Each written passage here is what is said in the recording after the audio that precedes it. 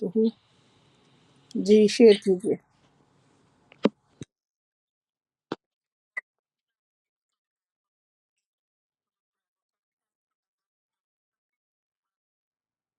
ہاں جی، الحمدللہ۔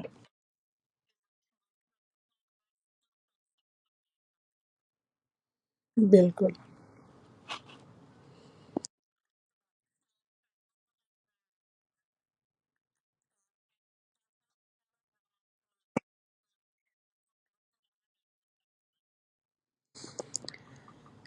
بالکل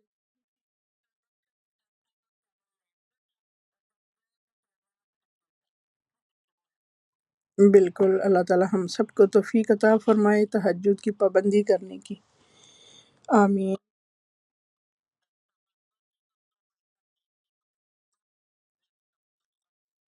بالکل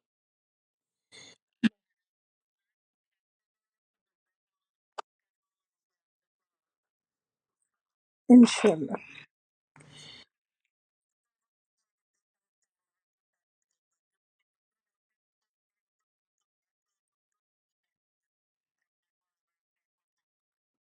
آمین۔ یہ تو اللہ تعالیٰ سے دعا ہے کہ اللہ تعالیٰ ہمیں نیک لوگوں میں شامل فرمائے، اور دنیا میں بھی اور آخرت میں بھی، آگے بھی اللہ نیک اور صالح لوگوں کا ساتھ عطا فرمائے۔ ٹھیک ہے،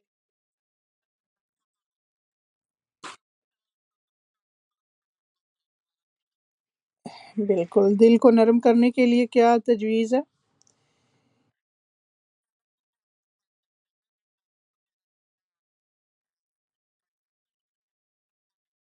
ہاں جی، زیادہ سے زیادہ قرآن کی تلاوت کرنا، کیونکہ اللہ تعالیٰ نے فرمایا نا، آیت کا مفہوم ہے کہ اگر میں اس کو پہاڑوں پہ بھی نازل کرتا تو وہ ریزہ ریزہ ہو جاتا۔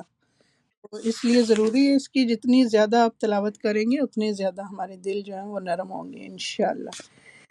ٹھیک ہے جی، بارک اللہ فیکی۔ الحمدللہ۔ آپ کچھ اور ایڈ کرے گا فائزہ؟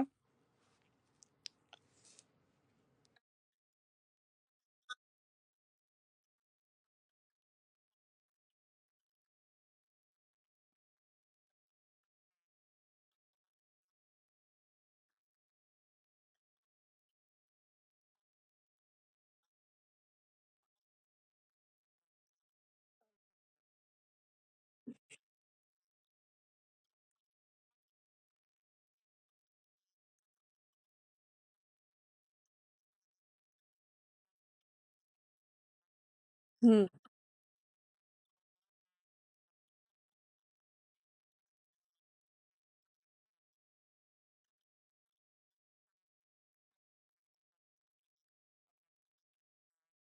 بالکل۔ اللہ تعالیٰ سے دعا ہے اللہ تعالیٰ ہمارے صغیرہ کبیرہ گناہ معاف فرمائے اور نیکیوں کی زیادہ سے زیادہ توفیق عطا فرمائے۔ بارک اللہ فیکی۔ ٹھیک ہے جی، الحمدللہ۔ سٹارٹ کرتے ہیں اپنا پارہ نمبر 24۔ اس سے پہلے ہم تھوڑا سا دیکھ لیں گے کہ علم کو کیوں حاصل کرنا چاہیے۔ تو علم کو عمل کرنے کے لیے سیکھنا چاہیے، کیونکہ رسول اللہ صلی اللہ علیہ وآلہ وسلم نے فرمایا، اس شخص کی مثال جو لوگوں کو بھلائی سکھاتا ہے لیکن اپنے آپ کو بھول جاتا ہے، ایک چراغ کی سی ہے جو لوگوں کو تو نور دیتا ہے لیکن خود کو جلاتا ہے۔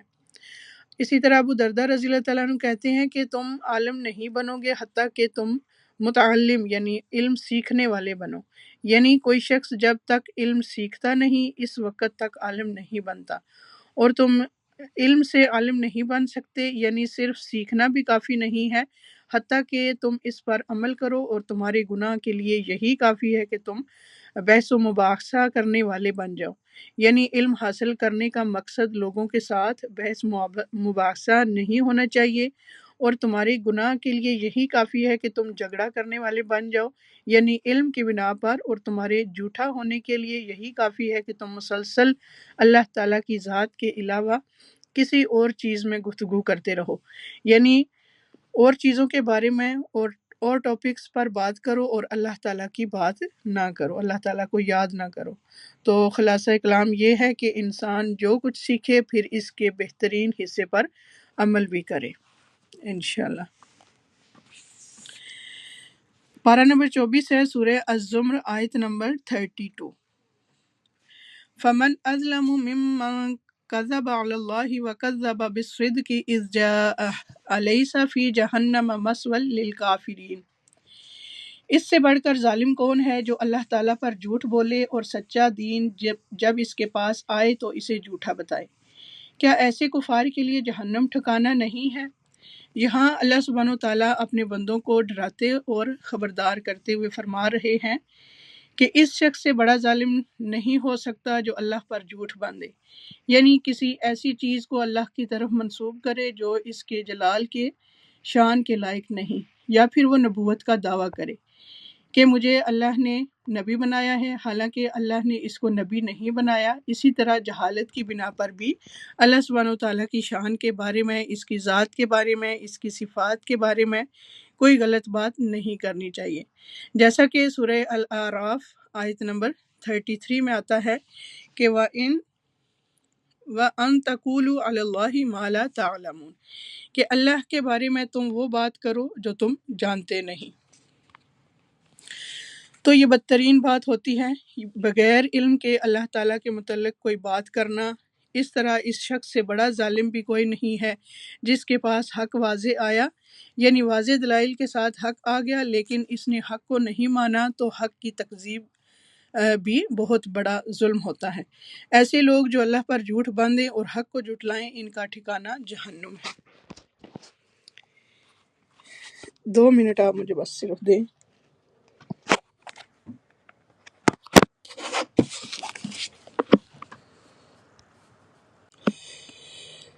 اعوذ باللہ من الشیطان الرجیم، بسم اللہ الرحمن الرحیم۔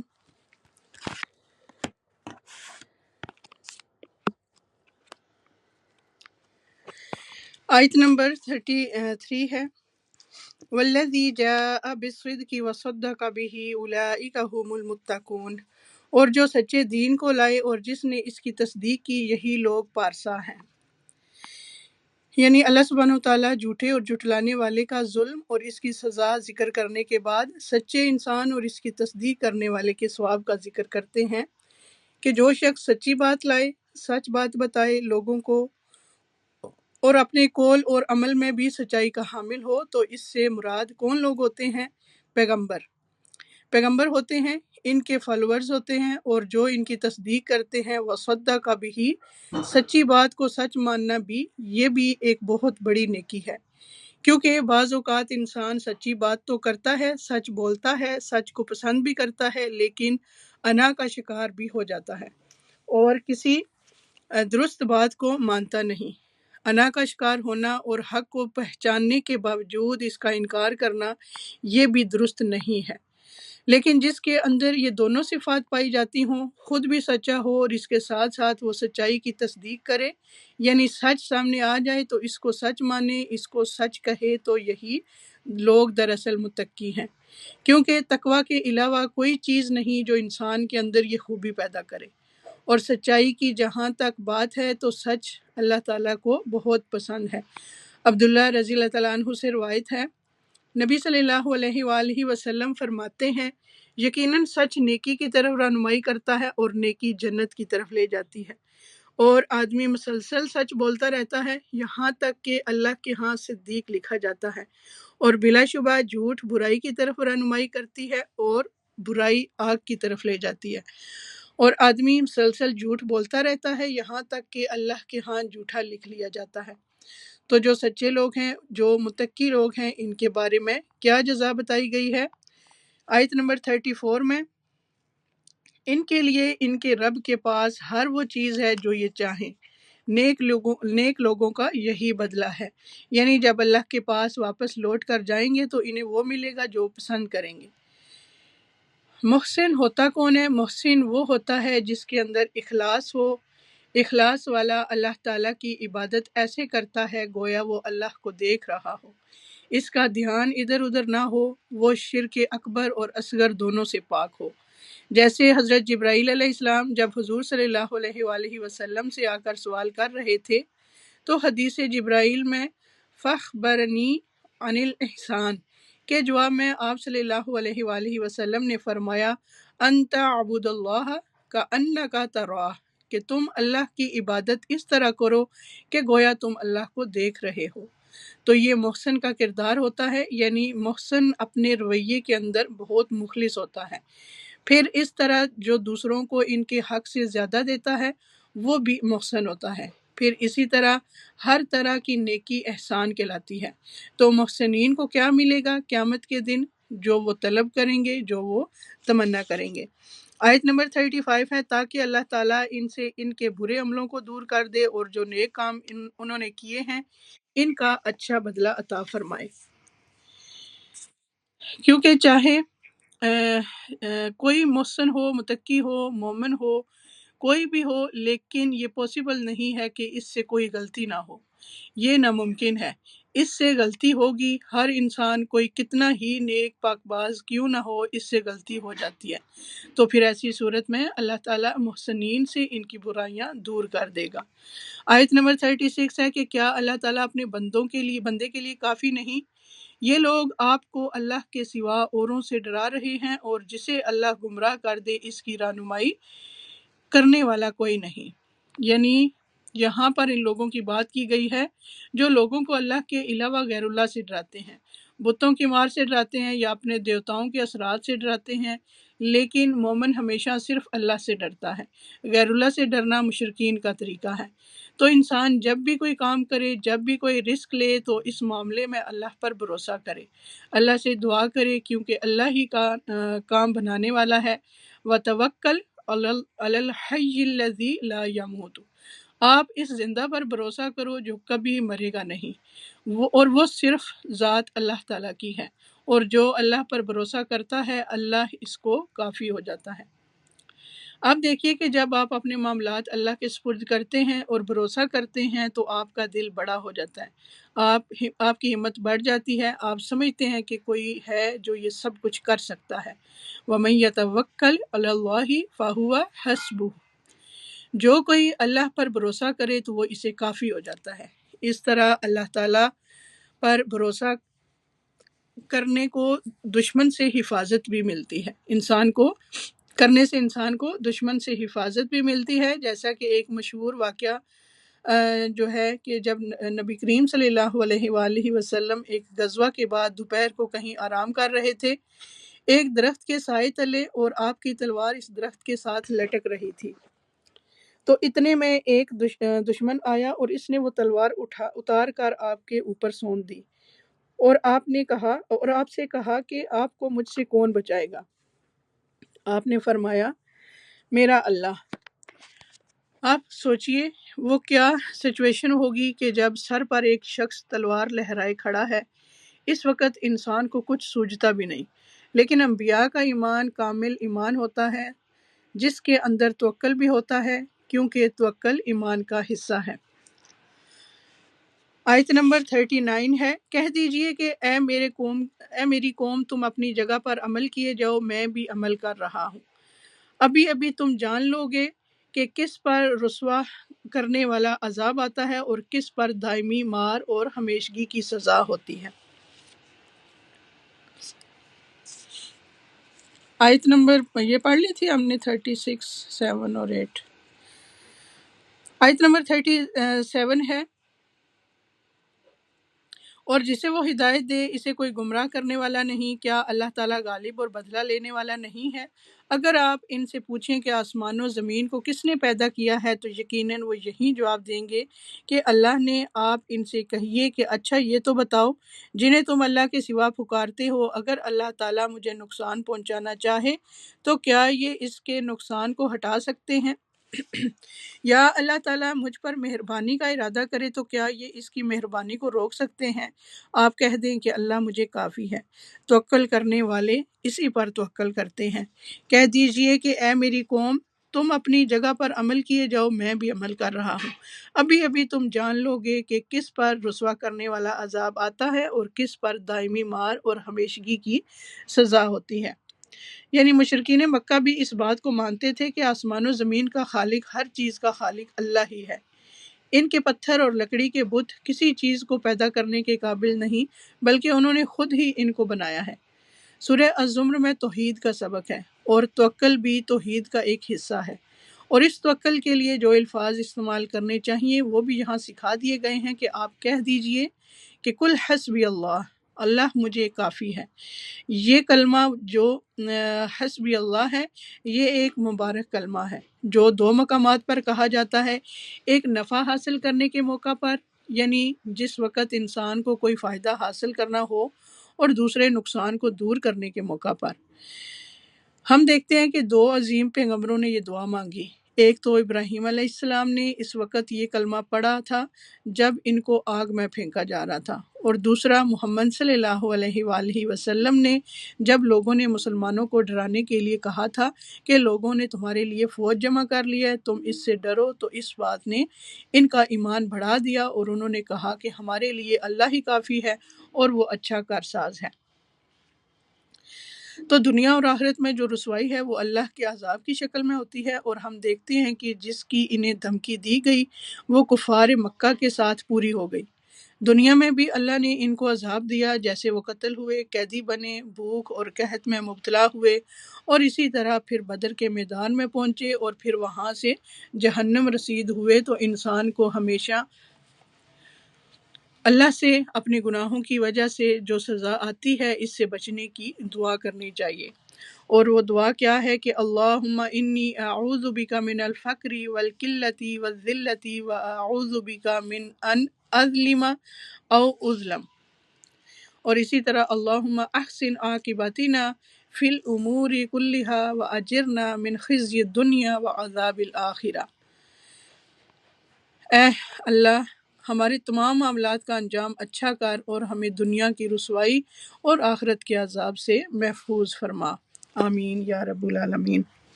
آیت نمبر 41 ہے، آپ پر ہم نے حق کے ساتھ یہ کتاب لوگوں کے لیے نازل فرمائی ہے، پس جو شخص راہ راست پر آ جائے اس کے اپنے لیے نفع ہے، اور جو گمراہ ہو جائے اس کی گمراہی کا وبال اسی پر ہے، آپ ان کے ذمہ دار نہیں ہیں۔ اللہ ہی روحوں کو ان کی موت کے وقت اور جن کی موت نہیں آئی انہیں ان کی نیند کے وقت قبض کر لیتا ہے، پھر جن پر موت کا حکم لگ چکا ہے انہیں تو روک لیتا ہے اور دوسری روحوں کو ایک مقرر وقت تک کے لیے چھوڑ دیتا ہے۔ غور کرنے والوں کے لیے اس میں یقیناً بہت سی نشانیاں ہیں۔ تو اس سے کیا پتہ چلتا ہے کہ اس سے پتہ چلتا ہے کہ جب انسان سوتا ہے تو یہ نیند جو ہے یہ موت کی بہن ہے اور موت کا ہی ایک ایکسپیرینس ہے، اور نیند کی حالت میں ایک روح چلی جاتی ہے جس کی وجہ سے انسان نہ پھر سنتا ہے نہ پھر اور کچھ کام کاج کر پاتا ہے، اور وہ ایک اور ہی دنیا میں ہوتا ہے۔ اسی بنا پر بعض اوقات وہ مرے ہوئے لوگوں سے بھی جا ملتا ہے۔ تو اس کی وہ روح ہوتی ہے جو مختلف جگہوں پر مختلف مشاہدات کرتی ہے، اور آپ نے سنا ہوگا کہ کئی لوگ سوتے ہیں اور پھر دوبارہ نہیں اٹھتے، یعنی سوتے میں ہی چلے جاتے ہیں، کیونکہ جس کی موت کا فیصلہ ہو چکا ہو اس کی روح واپس نہیں لوٹائی جاتی بلکہ دوسری بھی لے لی جاتی ہے جو اس کے جسم میں ہوتی ہے۔ اور یہاں آخر میں جو بات فرمائی گئی ہے کہ اس میں غور و فکر کرنے والوں کے لیے نشانیاں ہیں، تو مقاتل کہتے ہیں کہ اس میں ان لوگوں کے لیے نشانیاں ہیں جو قیامت کے دن قبروں سے اٹھنے کے معاملے میں غور و فکر کریں کہ قیامت کے دن دوبارہ کیسے اٹھیں گے، ایسے ہی جیسے اللہ دنیا میں دوبارہ روح بھیج دیتا ہے نیند سے جاگتے وقت، تو وہاں قبر میں بھی دوبارہ بھیجے گا اور انسان قبروں سے نکل باہر آئیں گے، یعنی سونے والے کی روح کو قبض کرنا، پھر اس کو قبض کرنے کے بعد چھوڑ دینا، قیامت کے دن قبروں سے دوبارہ اٹھائے جانے پر دلیل ہے۔ تو انسان کو سوتے اور جاگتے وقت اپنی موت کو یاد رکھنا چاہیے، اسی لیے ہم صبح اٹھ کر یہ دعا کرتے ہیں، اللہم بسمک اموت و احیا، اسی طرح الحمدللہ الذی احیانا بعدما اماتنا والیہ النشور۔ اسی طرح ایک اور دعا ہے، بسمک ربی وضعت ذنبی وبک ارفع ان امسکت نفسی فاغفر لها وان ارسلتها فاحفظها بما تحفظ به عبادک الصالحین، کہ میرے رب تیرے نام سے میں نے اپنا پہلو رکھا، تیرے ہی نام سے اٹھاؤں گا، اگر تو نے میری جان کو روک لیا تو اس پر رحم کرنا، یعنی اگر روح واپس نہیں لوٹائی تو تم اس پر رحم فرمانا، اور اگر اس کو چھوڑ دیا یعنی باقی زندگی رکھی تو اس کی اس طرح حفاظت کرنا جس طرح تو اپنے نیک بندوں کی حفاظت کرتا ہے۔ سبحان اللہ، بہت خوبصورت دعا ہے، آپ اس کو ضرور اگر یاد نہیں ہے تو یاد کریں اور اس کو پڑھا کریں صبح اٹھ کے۔ اس سے یہ بھی پتہ چلتا ہے کہ اللہ اپنے نیک بندوں کی حفاظت کرتا ہے۔ تو اگر ہم حفاظت چاہتے ہیں تو ہمیں زیادہ سے زیادہ نیک کام کرنے چاہیے اور گناہوں کو چھوڑ دینا چاہیے۔ جب اللہ تعالیٰ آیت نمبر 43 ہے، کیا ان لوگوں نے اللہ تعالیٰ کے سوا اوروں کو سفارشی مقرر کر رکھا ہے؟ آپ کہہ دیجئے کہ گو وہ کچھ بھی اختیار نہ رکھتے ہوں اور نہ عقل رکھتے ہوں تو پھر سفارش کیسے کریں گے؟ کہہ دیجئے کہ تمام سفارش کا مختار اللہ ہی ہے، تمام آسمانوں اور زمین کا راج اسی کے لیے ہے، تم سب اسی کی طرف پھیرے جاؤ گے۔ جب اللہ اکیلے کا ذکر کیا جائے تو ان لوگوں کے دل نفرت کرنے لگتے ہیں جو آخرت کا یقین نہیں رکھتے، اور جب اس کے سوا اور کا ذکر کیا جائے تو ان کے دل کھل کر خوش ہو جاتے ہیں۔ تو ہمیں بھی سوچنا چاہیے کہ ہمارا دل کس بات پر گھٹتا ہے اور کس پر خوش ہوتا ہے۔ کیا اللہ کے ذکر پر تو نہیں ہمارا دل گھٹتا؟ اتنی دیر اللہ کی باتیں سننی پڑیں گی کہ یا پڑھنی ہوں گی یا کرنی ہوں گی، لیکن دوسری طرف مومن جو ہوتا ہے جب اللہ کا ذکر کیا جاتا ہے تو اس کا دل خوش ہو جاتا ہے، مطمئن ہو جاتا ہے، وہ دل لگا کر بات سنتا ہے۔ اور مشرکین کیا کرتے تھے؟ غیر اللہ کے ذکر سے خوش ہوتے تھے اور اللہ کے ذکر پر ان کے دل گھٹ جاتے تھے۔ اور یہ ہر انسان پر واری کرتا ہے کہ وہ کس چیز کو پسند کرتا ہے، کیونکہ جس چیز کو پسند کرتا ہے اس کا ذکر آتے ہی اس کے منہ پر مسکراہٹ بھی آ جاتی ہے۔ تو آپ دیکھیے کہ اپنی عام زندگی میں بھی کہ کون سی چیزیں ہیں جن کے ذکر سے بھی آپ خوش ہو جاتے ہیں، تو یقیناً وہ چیزیں ہوں گی جو آپ کی پسندیدہ ہیں، اور کون سی چیزیں ہیں جن کا نام سنتے ہی آپ کے اندر ایک وحشت اور گھبراہٹ شروع ہو جاتی ہے۔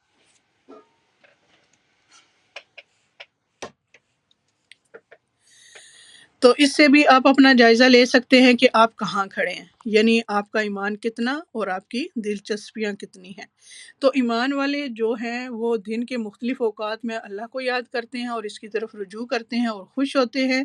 مثلاً آپ صبح اٹھتے ہیں تو اللہ کو یاد کرتے ہیں، اذان سنتے ہیں تو اللہ کو یاد کرتے ہیں، وضو کرتے ہیں تو پھر اللہ کا ذکر کرتے ہیں، نماز بذات خود ذکر ہے، نماز کے بعد بھی ذکر کرتے ہیں، پھر صبح و شام کے اذکار کرتے ہیں، کھانا کھاتے ہیں۔ تو یہ اس طرح کی جتنی بھی دعائیں ہیں یہ ساری جو ہے وہ آپ کرتے ہیں۔ اس میں دن کے مختلف مواقع پر جو دعائیں مومن کرتا ہے، قرآن کی دعائیں، سنت سے دعائیں، والدین کے لیے دعائیں، بخشش کی دعائیں، آئینہ دیکھنے کی دعائیں، اور بہت سی دعائیں جو انسان کو کرنی چاہیے جو نبی صلی اللہ علیہ وآلہ وسلم سے ثابت ہیں، تو وہ کرتے ہیں۔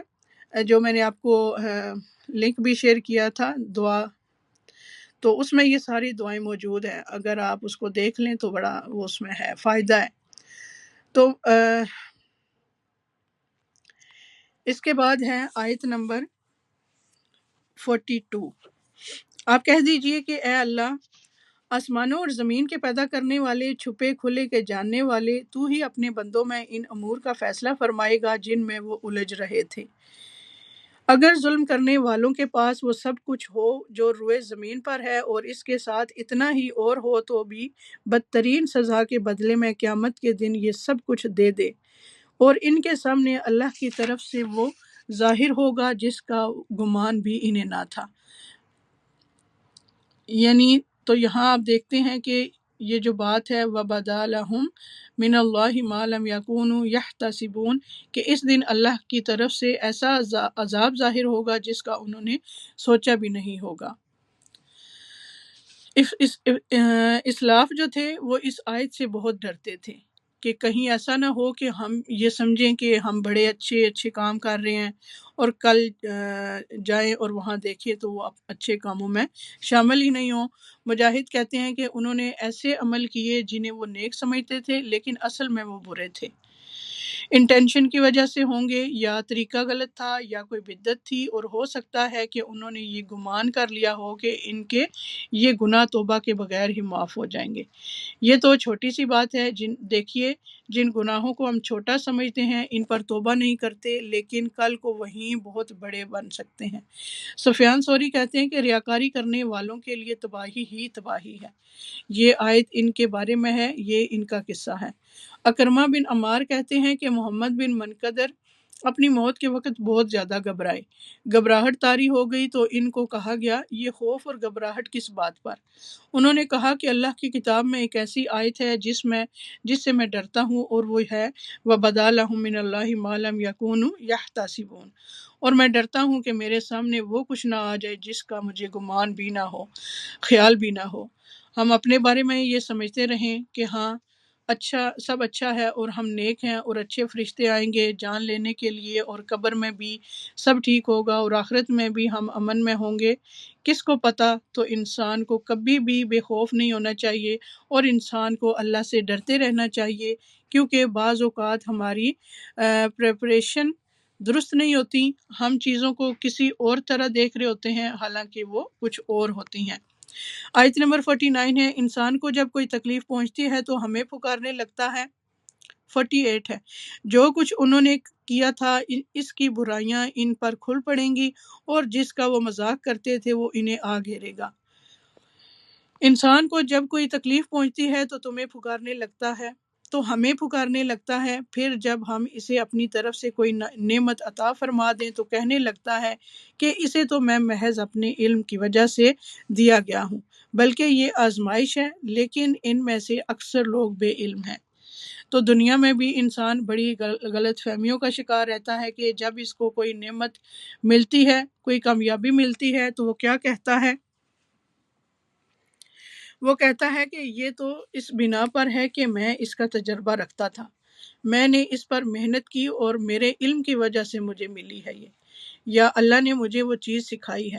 حقیقت یہ ہے کہ یہ فتنہ ہے، ہر نعمت ایک آزمائش ہے۔ انسان کو یہ سوچنا چاہیے کہ اب مثال کے طور پر ہمیں اگر نعمت قرآن ملتی ہے تو اس میں ہمارا امتحان بھی ہے کہ ہم اس پر اب جو پڑھ لیا سن لیا عمل کتنا کرتے ہیں، اپنی زندگی کو کتنا بدلتے ہیں۔ وَلَكِنَّ أَكْثَرَهُمْ لَا يَعْلَمُونَ، لیکن اکثر لوگ یہ نکتہ نہیں جانتے سمجھتے کہ نعمتیں آزمائش ہیں اور انسان کا امتحان ہے، جس کی وجہ سے اللہ تعالیٰ انہیں ڈھیل دے کر پھر پکڑتا بھی ہے۔ استغفر اللہ ربی من کل ذنب واتوب الیہ۔ اللہ تعالیٰ ہمیں ریاکاری سے بچائے اور جو علم اللہ تعالیٰ نے ہمیں دیا اس پر عمل کرنے کی بھی توفیق عطا فرمائے۔ اچھا جی، آیت نمبر 50 ہے، ان سے اگلے بھی یہی بات کہہ چکے ہیں، پس ان کی کارروائی ان کے کچھ کام نہ آئی، یعنی پہلے لوگوں کو بھی اپنے علم اور ہنر اور فن پر بڑا مان تھا، لیکن وہ چیزیں انہیں اللہ کے عذاب سے بچا نہ سکیں۔ آیت نمبر 51 ہے، جو گناہ گار ہیں ان کی ہوئی برائیاں بھی اب ان پر آ پڑیں گی، یہ ہمیں ہرا دینے والے نہیں۔ کیا انہیں یہ معلوم نہیں کہ اللہ تعالیٰ جس کے لیے چاہے روزی کشادہ کر دیتا ہے اور تنگ بھی؟ ایمان لانے والوں کے لیے اس میں بڑی بڑی نشانیاں ہیں۔ میری جانب سے کہہ دو کہ اے میرے بندو جنہوں نے اپنی جانوں پر زیادتی کی ہے، تم اللہ کی رحمت سے نا امید نہ ہو جاؤ، بالیقین اللہ تعالیٰ سارے گناہوں کو بخش دیتا ہے، واقعی وہ بڑی بخشش بڑی رحمت والا ہے۔ سبحان اللہ، یعنی اللہ سبحانہ وتعالیٰ اگلے پچھلے سارے گناہوں کو معاف کر سکتا ہے، جیسا کہ حدیث میں آتا ہے کہ ایک شخص کے سارے گناہ معاف کر دیے گئے اس بنا پر کہ اس نے لوگوں کے راستے سے کانٹے دار شاخ ہٹائی تھی، لوگوں کو تکلیف سے بچایا تھا، تو اس بنا پر اس کے گناہ معاف کر دیے گئے۔ اسی طرح چھوٹے گناہوں کے علاوہ بھی اللہ تعالیٰ بڑے بڑے گناہوں کو معاف کر دیتا ہے، جیسا کہ زنا کرنے والا جب زنا کرتا ہے تو مومن نہیں رہتا، چوری کرنے والا جب چوری کرتا ہے تو مومن نہیں رہتا، شرابی جب شراب پیتا ہے تو مومن نہیں رہتا، لیکن پھر بھی اس کے لیے توبہ کا دروازہ کھلا ہے کہ اگر کوئی شرمندہ ہو کر واپس پلٹتا ہے اور اللہ سے معافی مانگ لیتا ہے اور آئندہ نہ کرنے کا عہد کر لیتا ہے تو اللہ تعالیٰ اس کو بھی معاف کر دیتا ہے۔ 100 لوگوں کا قاتل بھی بخش دیا گیا تھا جب اس کے دل میں شدید ریگریٹ ہوئی اور اس نے توبہ کے لیے اپنا علاقہ بھی چھوڑ دیا کہ میں اس گناہ سے بہرحال نکلنا چاہتا ہوں، اور وہ ہجرت کر کے دوسری طرف نیک لوگوں کے پاس جا رہا تھا تاکہ ان کی صحبت میں بیٹھ کر وہ اپنی اس برائی کو دور کر سکے۔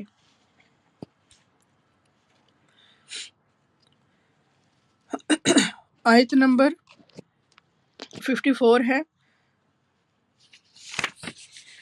تم سب اپنے پروردگار کی طرف جھک پڑو اور اس کے حکم برداری کیے جاؤ، اس سے قبل کہ تمہارے پاس عذاب آ جائے اور پھر تمہاری مدد نہ کی جائے۔ یعنی توبہ پہ میں دیر نہیں کرنی چاہیے، بار بار اللہ کی طرف رجوع کرنا چاہیے، بار بار پلٹنا چاہیے، بار بار اپنے اسلام کا اقرار کرنا چاہیے کہ اللہم اسلمت نفسی الیک۔ یہ بخاری کی روایت ہے 7488۔ اللہ میں نے اپنا آپ تیرے حوالے کر دیا۔ آیت نمبر 55 ہے، اور پیروی کرو اس بہترین چیز کی جو تمہاری طرف تمہارے پروردگار کی طرف سے نازل کی گئی ہے، اس سے پہلے کہ تم پر اچانک عذاب آ جائے اور تمہیں اطلاع بھی نہ ہو۔ یعنی جب کوئی مصیبت آتی ہے تو بعض اوقات اتنی اچانک آتی ہے کہ انسان کہتا ہے کہ میں نے تو کبھی سوچا ہی نہیں تھا۔ تو اس طرح انسان کو اپنی زندگی کا ہی پتہ نہیں کہ کس وقت یہ پرندہ یہاں سے اڑ جائے، ہمارے اندر سے نکل کر روح چلی جائے، اور انسان اس کے بعد ہونٹ ہلانے کی بھی قابل نہ رہے۔ تو اس لیے انسان کو جو مہلت ملی ہے، جو موقع ملا ہے، جو وقت ملا ہے، اس سے فائدہ اٹھا لیں۔ 56 ہے، ایسا نہ ہو کہ کوئی شخص کہے ہائے افسوس اس بات پر کہ میں نے اللہ تعالیٰ کے حق میں کوتاہی کی ہے، بلکہ میں تو مذاق اڑانے والوں میں ہی رہا۔ یعنی جب مصیبت سامنے آ جائے، موت سامنے آ جائے، توبہ کا دروازہ بند ہو جائے، یعنی میں نے تو دین کو کبھی سیریس لیا ہی نہیں تھا، میں نے تو بس اس کو ایک کھیل تماشا بنا رکھا تھا۔ یا کہے کہ اگر اللہ تعالیٰ مجھے ہدایت کرتا تو میں بھی پارسا لوگوں میں ہوتا۔ یا عذاب کو دیکھ کر کہے کاش کہ کسی طرح میرا لوٹ جانا ہو جاتا تو میں بھی نیکوکاروں میں ہو جاتا۔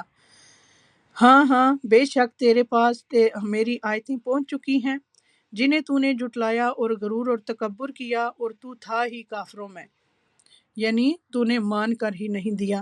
اور جن لوگوں نے اللہ پر جھوٹ باندھا ہے تو آپ دیکھیں گے کہ قیامت کے دن ان کے چہرے سیاہ ہوں گے۔ کیا تکبر کرنے والوں کا ٹھکانہ جہنم میں نہیں؟ پارے کا آغاز اسی بات سے شروع ہوا کہ اس سے بڑا ظالم کون ہے جو اللہ پر جھوٹ باندھے، اور یہاں اس کی سزا بتا دی گئی ہے کہ جو اللہ پر جھوٹ باندھتے ہیں قیامت کے دن ان کے چہرے سیاہ ہوں گے۔ آیت نمبر 62 ہے، اللہ ہر چیز کا پیدا کرنے والا ہے اور وہی ہر چیز پر نگہبان ہے۔ آسمانوں اور زمین کی کنیوں کا مالک وہی ہے۔ جن لوگوں نے اللہ کی آیتوں کا انکار کیا وہی خسارہ پانے والے ہیں۔ آپ کہہ دیجئے اے جاہلو، کیا تم مجھ سے اللہ کے سوا اوروں کی عبادت کو کہتے ہو؟ یقیناً تیری طرف بھی اور تجھ سے پہلے کے تمام نبیوں کی طرف بھی وحی کی گئی ہے کہ اگر تو نے شرک کیا تو بلا شبہ تیرا عمل ضائع ہو جائے گا اور بالیقین تو ضیاءکاروں میں سے ہو جائے گا۔ اللہ اکبر، یعنی شرک کا گناہ کسی سے بھی قابل قبول نہیں۔ تو اس لیے انسان کو سب سے زیادہ جس چیز کی فکر ہونی چاہیے وہ اپنی زندگی سے شرک نکالنے کی، اور وہ کب نکلے گا؟ جب اسے پتہ ہوگا کہ شرک ہے کیا، کیونکہ اگر یہ پتہ ہی نہیں کہ شرک ہے کیا تو شرک سے نکلے گا کیسے؟ تو فَاعْلَمْ أَنَّهُ لَا إِلَٰهَ إِلَّا اللَّهُ، اس بات کا علم حاصل کرنا کہ اللہ ایک ہے، اور کون سی چیزیں اللہ کی ذات یا صفات میں شریک بن جاتی ہیں اور کیا کہنا شرک ہو جاتا ہے، ان باتوں کا خوب علم ہونا چاہیے، ورنہ تو اللہ تعالیٰ شرک کو معاف نہیں کرے گا، اور باقی گناہ تو چاہے سزا کے بغیر معاف کر دے یا سزا دے کر معاف کر دے۔ آیت نمبر 66 ہے، بلکہ تو اللہ ہی کی عبادت کر اور شکر کرنے والوں میں سے ہو جا۔ اور ان لوگوں نے جیسی قدر اللہ تعالیٰ کی کرنی چاہیے تھی نہیں کی۔ ساری زمین قیامت کے دن اس کی مٹھی میں ہوگی اور تمام آسمان اس کے داہنے ہاتھ میں لپٹے ہوئے ہوں گے۔ وہ پاک اور برتر ہے ہر اس چیز سے جسے لوگ اس کا شریک بنائیں۔ وما قدر اللہ حق قدرہ والارض جمیعا قبضتہ یوم القیامۃ والسماوات مطویات بیمینہ سبحانہ وتعالی عما یشرکون۔ اللہ سبحانہ وتعالیٰ کی عظمت اور قدر کو حقیقت میں ہم لوگ نہیں جانتے۔ اگر انسان جان لے تو پھر اس کے اندر لازماً اللہ تعالیٰ کی عبادت کا شوق آ جائے، وہ اس کے آگے جھک جائیں گے۔ دیکھیں ہوتا یہ ہے کہ دنیا میں جب ہم کسی سے انسپائر ہوتے ہیں اور وہ ہمارے ہی جیسے انسان ہوتے ہیں، تھوڑی بہت اگر کوئی اچیومنٹ ہوتی ہے ان کی تو ہم ان کے آگے جھک جاتے ہیں، ان کے متھی ہو جاتے ہیں، سر نگو ہو جاتے ہیں۔ سوچئے کہ جو شخص اللہ کو پہچان لے پھر وہ اللہ کے آگے نہیں جھکے گا، ہو ہی نہیں سکتا کہ پھر وہ اللہ کے آگے نہ جھکے۔ تو اللہ کی ناقدری، اللہ کو نہ پہچاننا ہے، اور پھر اس بنا پر انسان اس کی طرف رجوع نہیں کرتا۔ عبداللہ ابن عمر رضی اللہ تعالیٰ عنہ کہتے ہیں کہ رسول اللہ صلی اللہ علیہ وآلہ وسلم نے فرمایا، قیامت کے دن اللہ عز و جل آسمانوں کو لپیٹ لے گا، پھر انہیں اپنے دائیں ہاتھ میں لے کر فرمائے گا کہ میں بادشاہ ہوں، کہاں ہے جبار، کہاں ہے تکبر کرنے والے۔ پھر زمینوں کو اپنے بائیں ہاتھ میں لپیٹے گا اور فرمائے گا میں بادشاہ ہوں، کہاں ہے جبار، کہاں ہے تکبر کرنے والے۔ تو اللہ کے سامنے تو کوئی پر نہیں مار سکتا، اس لیے جب ہم اللہ اکبر کہیں تو واقعی دل سے کہا کریں کہ وہی سب سے بڑا ہے۔ اللہ اکبر، سبحان اللہ، سبحان اللہ۔ اللہ تعالیٰ سے دعا مانگا کریں، اللہ تعالیٰ اپنی معرفت عطا فرمائے، اپنی پہچان عطا فرمائے، کیونکہ یہ فرض علوم میں سے ہے۔ اللہ تعالیٰ کی پہچان حاصل کرنا، اللہ تعالیٰ کے اسماء و صفات کے بارے میں جاننا، یہ فرض علوم میں سے ہے۔ آیت نمبر 68 ہے، اور سور پھونک دیا جائے گا، پس آسمانوں اور زمین والے سب بے ہوش ہو کر گر پڑیں گے مگر جسے اللہ چاہے، پھر دوبارہ سور پھونکا جائے گا، پس وہ ایک دم کھڑے ہو کر دیکھنے لگ جائیں گے، اور زمین اپنے پروردگار کے نور سے جگمگا اٹھے گی، نامہ اعمال حاضر کیے جائیں گے، نبیوں اور گواہوں کو لایا جائے گا، اور لوگوں کے درمیان حق فیصلہ کر دیے جائیں گے، اور وہ ظلم نہ کیے جائیں گے۔ تفصیل بتا دی گئی ہے کہ سب ہوگا کیسے۔ اس کے بعد بھی اگر کوئی شخص یہ سمجھے کہ پتہ نہیں حساب ہے کہ نہیں، اور ملاقات ہے کہ نہیں، اور جنت ہے کہ نہیں، یا جہنم ہے یا نہیں، یقین ہی نہ ہو اس کو اس کے اندر، تو پھر اس کا طرز عمل کیسے بدل سکتا ہے؟ اب یہ تو قرآن ہمیں بتا رہا ہے کہ اس دن زمین کیسی ہوگی، اور کس طرح نامہ اعمال رکھا جائے گا، اور کس طرح انبیاء اور گواہ لائے جائیں گے، اور پھر ہر شخص کا فیصلہ کیا جائے گا، ہر شخص کا عمل تولے جائیں گے۔ حدیث میں آتا ہے کہ قیامت کے دن لوگوں کا حشر سفید اور سرخی امیز زمین پر ہوگا، جیسے میدے کی روٹی صاف اور سفید ہوتی ہے، اس پر کسی چیز کا کوئی نشان نہ ہو، یعنی جب آپ میدے کو بیلتے ہیں سموسہ وغیرہ کے لیے تو وائٹ سی جو ٹکیا بنتی ہے، اس طرح پلین بالکل سموتھ صاف ستھری زمین ہوگی جس پر ہر شخص کھڑا ہوگا، اور کوئی شخص کسی کے پیچھے چھپ نہ سکے گا، اور روشنی بھی ہوگی وہاں، تو پھر ہر شخص کے اعمال اور اس کے کام اور اس کی شکل اور ہر چیز واضح بھی ہو جائے گی۔ ہم سب کو اس جگہ سے گزرنا ہے، دیکھنا ہے، اسے اپنی زندگی میں دیکھتے رہا کریں، کبھی اپنے آپ کو کسی جگہ لے جا کر کھڑا کریں تاکہ جس دن یہ پیش آئے تو ہم اس سے بے خبر نہ ہوں، ہمیں پہلے سے پتہ ہو کہ یہ تو ہونا تھا، یہ تو رب کا وعدہ تھا، اور یہ تو سچا وعدہ تھا۔ جو لوگ اس طرح اس دن کو یاد رکھتے ہیں اور پھر اس کے لیے تیاری کرتے رہتے ہیں، پھر ان کو کوئی ہول ڈر نہ ہوگا، وہ امن میں ہوں گے۔ تو جب اللہ تعالیٰ قیامت کے دن لوگوں کا فیصلہ کرنے آئیں گے، تب زمین اس کے نور سے روشن ہوگی۔ زمین پر روشنی سورج اور چاند کی وجہ سے نہیں ہوگی، کیونکہ سورج چاند تو لپیٹ دیے جائیں گے اور اس کی روشنی ختم ہو جائے گی، اور یہ ہم پڑھتے ہیں کہ سورج حشر میں بالکل قریب آ جائے گا، تو یہ اس وقت ہوگا جب حشر میں وقوف لمبا ہوگا، ابتدا میں نہیں۔ آیت نمبر 70 ہے،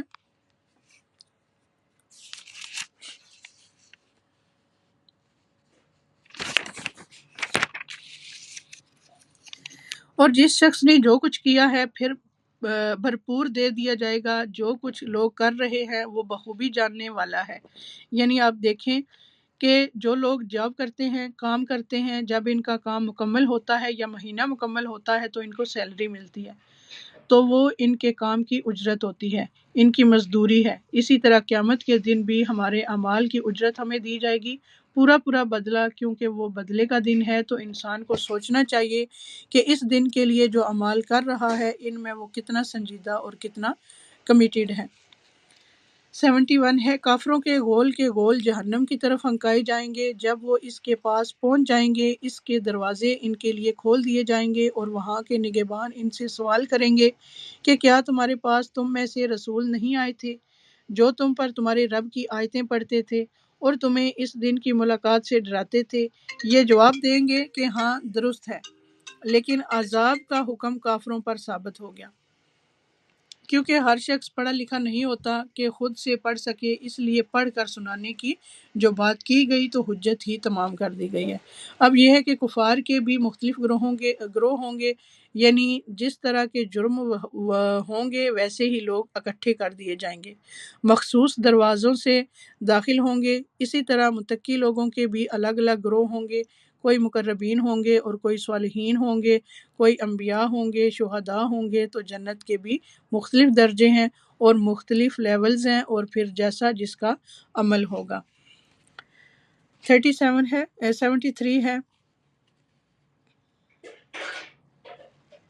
72 کہا جائے گا کہ اب جہنم کے دروازوں میں داخل ہو جاؤ جہاں ہمیشہ رہیں گے، پس سرکشوں کا ٹھکانہ بہت ہی برا ہے۔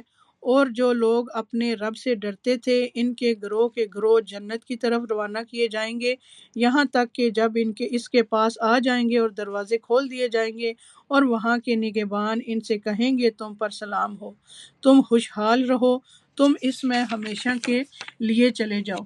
یہ کہیں گے کہ اللہ کا شکر ہے جس نے ہم سے اپنا وعدہ پورا کیا اور ہمیں اس زمین کا وارث بنا دیا کہ جنت میں جہاں چاہیں مقام کریں، پس عمل کرنے والوں کا کیا ہی اچھا بدلہ ہے۔ اور تو فرشتوں کو اللہ کے عرش کے ارد گرد حلقہ باندھے ہوئے اپنے رب کی حمد و تسبیح کرتے ہوئے دیکھے گا، اور ان میں انصاف کا فیصلہ کیا جائے گا اور کہہ دیا جائے گا کہ ساری خوبی اللہ ہی کے لیے ہے جو تمام جہانوں کا پالن ہار ہے۔ ربنا آتنا فی الدنیا حسنۃ وفی الآخرۃ حسنۃ وقنا عذاب النار رب اغفر وارحم وانت خیر الراحمین رب ارحمہما کما ربیانی صغیرا رب اعنی علی ذکرک وشکرک وحسن عبادتک۔ آگے سورہ مومن سٹارٹ ہو رہی ہے۔ سورہ مومن مکی ہے اور اس میں 85 آیتیں اور 9 رکوع ہیں۔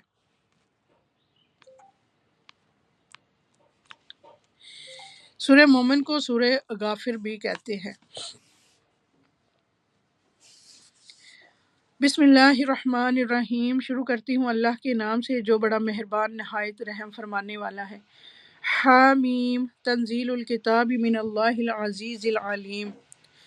حامیم، اس کتاب کا نازل فرمانا اس اللہ کی طرف سے ہے جو غالب اور دانا ہے، گناہ کا بخشنے والا اور توبہ کا قبول کرنے والا، سخت عذاب والا، انعام و قدرت والا، جس کے سوا کوئی معبود نہیں، اسی کی طرف واپس لوٹنا ہے۔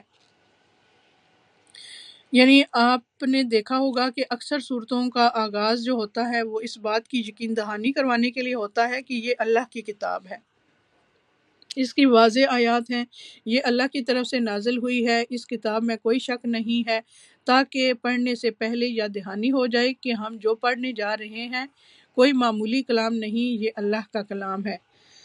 اور آیت نمبر 3 میں توبہ کرنے والے گناہگار کے لیے 2 رحمتیں ہیں، ایک یہ کہ اللہ اس کی توبہ قبول کر لیتا ہے، دوسرا یہ کہ اس کی توبہ کو نیکی بنا دیتا ہے، اور اگر نادم ہو تو اس کے نامہ اعمال سے بھی مٹا دیا جاتا ہے اور وہ ایسے ہو جاتا ہے جیسے اس نے گناہ کیا ہی نہ ہو۔ التائب من الذنب کمن لا ذنب لہ، گناہ سے توبہ کرنے والا ایسا ہو جاتا ہے جیسے اس نے گناہ کیا ہی نہیں تھا، صاف ستھرا ہو جاتا ہے۔ تو جس طرح ہم اپنی جسمانی طہارت کا اہتمام کرتے ہیں، اسی طرح ہمیں اپنی روحانی طہارت کا بھی اہتمام کرنا چاہیے، اس کو بڑھاپے پہ نہیں چھوڑ دینا چاہیے یا اس طرح نہیں ملتوی کر دینا چاہیے کہ حج پہ جائیں گے تو پھر نیک ہو جائیں گے، یا بوڑھے ہوں گے تو پھر نمازیں سٹارٹ کریں گے، ابھی ہمارے انجوائے کرنے کے دن ہیں، تو ایسا بالکل بھی نہیں سوچنا چاہیے، یہ تو ایک ظلم ہے اپنے ساتھ۔ آیت نمبر 4 میں اللہ تعالیٰ فرماتے ہیں، اللہ تعالیٰ کی آیتوں میں وہی لوگ جھگڑتے ہیں جو کافر ہیں، پس ان لوگوں کا شہروں میں چلنا پھرنا آپ کو دھوکے میں نہ ڈالے۔ قوم نوح نے اور ان کے بعد کے گروہوں نے بھی جھٹلایا تھا، اور ہر امت نے اپنے رسول کو گرفتار کر لینے کا ارادہ کیا اور باطل کے ذریعے کج بحثیاں کی تاکہ ان سے حق کو بگاڑ دیں، پس میں نے ان کو پکڑ لیا، سو میری طرف سے کیسی سزا ہوئی۔ اور اسی طرح آپ کے رب کا حکم کافروں پر ثابت ہو گیا کہ وہ دوزخی ہیں۔ عرش کے اٹھانے والے اور اس پاس کے فرشتے اپنے رب کی تسبیح حمد کے ساتھ ساتھ کرتے ہیں اور اس پر ایمان رکھتے ہیں اور ایمان والوں کے لیے استغفار کرتے ہیں۔ سبحان اللہ۔ کہتے ہیں کہ ہمارے رب، اے ہمارے پروردگار، تو نے ہر چیز کو اپنی بخشش اور علم سے گھیر رکھا ہے، پس تو انہیں بخش دے جو توبہ کریں اور تیری راہ کی پیروی کریں، اور تو انہیں دوزخ کے عذاب سے بھی بچا لے۔ تو فرشتے ایمان والوں کے لیے دعائیں استغفار کرتے ہیں۔ کتنی بڑی خوشخبری ہے، سبحان اللہ۔ کون ہے وہ فرشتے جو عرش اٹھائے ہوئے ہیں؟ وہ کتنے بڑے ہیں؟ اس کے بارے میں حدیث میں آتا ہے کہ نبی صلی اللہ علیہ وآلہ وسلم نے فرمایا، مجھے یہ اجازت دی گئی ہے کہ میں اللہ کے عرش کو اٹھانے والے فرشتوں میں سے کسی فرشتے کے بارے میں بیان کروں کہ اس کے کان کی لو سے کندھے تک، یعنی یہاں سے لے کر نیچے کندھے تک درمیان کا فاصلہ 700 سال کی مسافت جتنا ہے۔ سبحان اللہ۔ یعنی اتنی لمبی گردن ہے کہ ان کی تو ہاتھ پاؤں اور باقی جسم کتنا بڑا ہوگا جو عرش اٹھائے ہوئے ہیں۔ عرش ساری مخلوقات میں سے زمین، آسمان، کرسی اور دیگر مخلوق سے بڑی مخلوق ہے، ساری مخلوقات کی چھت ہے۔ وہ ایک طرح سے تو یہاں پر عام فرشتوں کی سفارش نہیں، ان فرشتوں کی سفارش ہے جو عرش اٹھائے ہوئے ہوتے ہیں۔ اسی طرح کچھ اور اعمال بھی ہوتے ہیں جن کی وجہ سے فرشتے ہمارے لیے دعائیں کرتے ہیں۔ نماز کے بعد جائے نماز پر بیٹھے رہنا اگر وقت اجازت دے، اگر کام اور فرصت ہو، اگر کیونکہ کچھ لوگ تو اسلام ابھی آدھا ہی ہوا ہوتا ہے تو پاؤں کھڑے کر جاتے ہیں اور جائے نماز سے اٹھ جاتے ہیں، تو سکون سے نماز کے بعد اذکار کرنے چاہیے، الا یہ کہ واقعی حقیقی مجبوری ہو اور بہت جلدی ہی ہو، لیکن دن کے ہر نماز میں ہی جلدی نہ ہو، کوئی تو اللہ کے لیے بھی ہو، تو جتنی دیر انسان مصلی پر ہوتا ہے اتنی دیر وہ اس کے لیے دعا کرتے رہتے ہیں۔ تو وہ کیا دعا ہوتی ہے کہ اللہم اغفر لہ، اللہم ارحمہ، اللہ اس کو بخش دے اور اے اللہ اس پر رحم فرما۔ پھر ہے باوضو ہو کر سونا۔ جو شخص رات کو باوضو سوتا ہے تو اس کے بستر میں فرشتہ رات گزارتا ہے۔ جب بھی وہ رات کی کسی گھڑی میں نیند سے بیدار ہوتا ہے تو فرشتہ کہتا ہے، اے اللہ اپنے اس بندے کو بخش دے اس لیے کہ یہ باوضو ہو کر سویا تھا۔ پھر اگر بیمار ہو تو اس کی عیادت کے لیے جانے والوں کے لیے 70,000 فرشتے صبح کے وقت اگر کوئی عیادت کرے تو شام تک دعائیں کرتے ہیں، اور شام کے وقت کرے تو صبح تک دعائیں کرتے ہیں۔ پھر اسی طرح خیر کی بات دوسروں کو سکھانا، چاہے آپ اپنی اولاد کو سکھا رہے ہیں، اپنے رشتہ داروں کو سکھا رہے ہیں، اپنے دوستوں کو سکھا رہے ہیں، یا جاننے والے اور نہ جاننے والے سب کو سکھا رہے ہیں، تو رسول اللہ صلی اللہ علیہ وآلہ وسلم نے فرمایا، یقیناً اللہ تعالیٰ رحمت نازل فرماتے ہیں اور اس کے فرشتے اور تمام اہل زمین اور آسمان، یہاں تک کہ چیونٹی اپنے سوراخ میں اور مچھلیاں اور باقی مخلوق اس شخص کے لیے دعائے خیر کرتی ہیں، اس کے لیے جو لوگوں کو بھلائی کی باتیں سکھاتا ہے۔ اصل میں عربی لفظ لا یسلون آتا ہے، اس میں دونوں معنی پائے جاتے ہیں، تو ایک ہی لفظ چل جاتا ہے، لیکن جب ہم اردو ترجمہ کرتے ہیں تو پھر اللہ تعالیٰ تو دعا نہیں کرتے، وہ تو قبول کرتے ہیں۔ تو اس لیے خیر پھیلانے والے بن جائیں، خیر کی کنجیاں بن جائیں، شر کے تالے بن جائیں، ہر جگہ خیر پھیلائیں اور آغاز اپنے آپ سے کریں اور اپنے گھر والوں سے کریں۔ پھر اسی طرح سحری کرنے والوں پر اللہ تعالیٰ رحمت کرتے ہیں اور فرشتے دعائیں بھی کرتے ہیں۔ پھر اسی طرح کسی کی غیر موجودگی میں اس کے لیے دعا کرنے والے کے لیے بھی ایک فرشتہ مقرر ہوتا ہے، جو مسلمان پیٹھ پیچھے کسی مسلمان کے لیے دعا کرتا ہے تو فرشتہ ساتھ ساتھ کہتا ہے، تجھے بھی ایسا ہی ملے، تیرے لیے بھی ایسا ہی ہو۔ اور وہ مزید کیا دعائیں کرتے ہیں کہ ربنا وادخلہم جناتی عدن التی وعدتہم ومن صلح من آبائہم وازواجہم وذریاتہم انک انت العزیز ذو الحکیم۔ اللہ تعالیٰ ہمیں یہ سارے کام کرنے کی توفیق عطا فرمائے تاکہ ہم بھی جو ہے نا وہ فرشتوں کی دعاؤں کے قابل بنیں۔ اچھا جی، آیت نمبر تھی ہمارے پاس یہ 7۔ آیت نمبر 8 ہے، اے ہمارے رب تو انہیں ہمیشگی والی جنتوں میں لے جا جن کا تو نے ان سے وعدہ کیا ہے، اور ان کے باپ دادوں اور بیویوں اور اولاد میں سے بھی ان سب کو جو نیک عمل ہیں، یقیناً تو غالب اور باحکمت ہے۔ انہیں برائیوں سے بھی محفوظ رکھ، حق تو یہ ہے کہ اس دن تو نے جسے گمراہیوں سے بچا لیا اس پر تو نے رحمت کر دی، اور بہت بڑی کامیابی تو یہی ہے۔ سبحان اللہ۔ اولاد میں سے جو نیک ہیں اللہ ان سب کو نیک بنا دے اور وہ آخرت میں ماں باپ کے ساتھ رہیں۔ آیت نمبر 10 ہے، بے شک جن لوگوں نے کفر کیا انہیں یہ آواز دی جائے گی کہ یقیناً اللہ کا تم پر غصہ ہونا اس سے بہت زیادہ ہے جو تم غصہ ہوتے تھے اپنے جی سے جب تم ایمان کی طرف بلائے جاتے تھے پھر کفر کرنے لگتے تھے، ایمان کی دعوت کو قبول نہیں کرتے تھے۔ یعنی وہ کہیں گے کہ اے ہمارے پروردگار تو نے ہمیں دوبارہ مارا اور دوبارہ ہی جلایا، اب ہم اپنے گناہوں کے اقراری ہیں، تو کیا اب کوئی راہ نکلنے کی بھی ہے؟ یہ عذاب تمہیں اس لیے ہے کہ جب صرف اکیلے اللہ کا ذکر کیا جاتا تو تم انکار کر جاتے تھے، اور اگر اس کے ساتھ کسی کو شریک کیا جاتا تھا تو تم مان لیتے تھے، بس اب فیصلہ اللہ بلند و بزرگ کا ہی ہے۔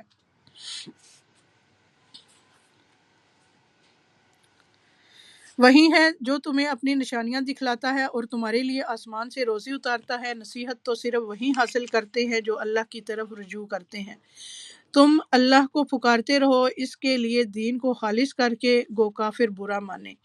بلند درجوں والا عرش کا مالک وہ اپنے بندوں میں جس پر چاہتا ہے وہی نازل فرماتا ہے تاکہ وہ ملاقات کے دن سے ڈرائے، جس دن سب لوگ ظاہر ہو جائیں گے، ان کی کوئی چیز اللہ سے پوشیدہ نہ رہے گی۔ آج کس کی بادشاہی ہے؟ فقط اللہ واحد قہار کی۔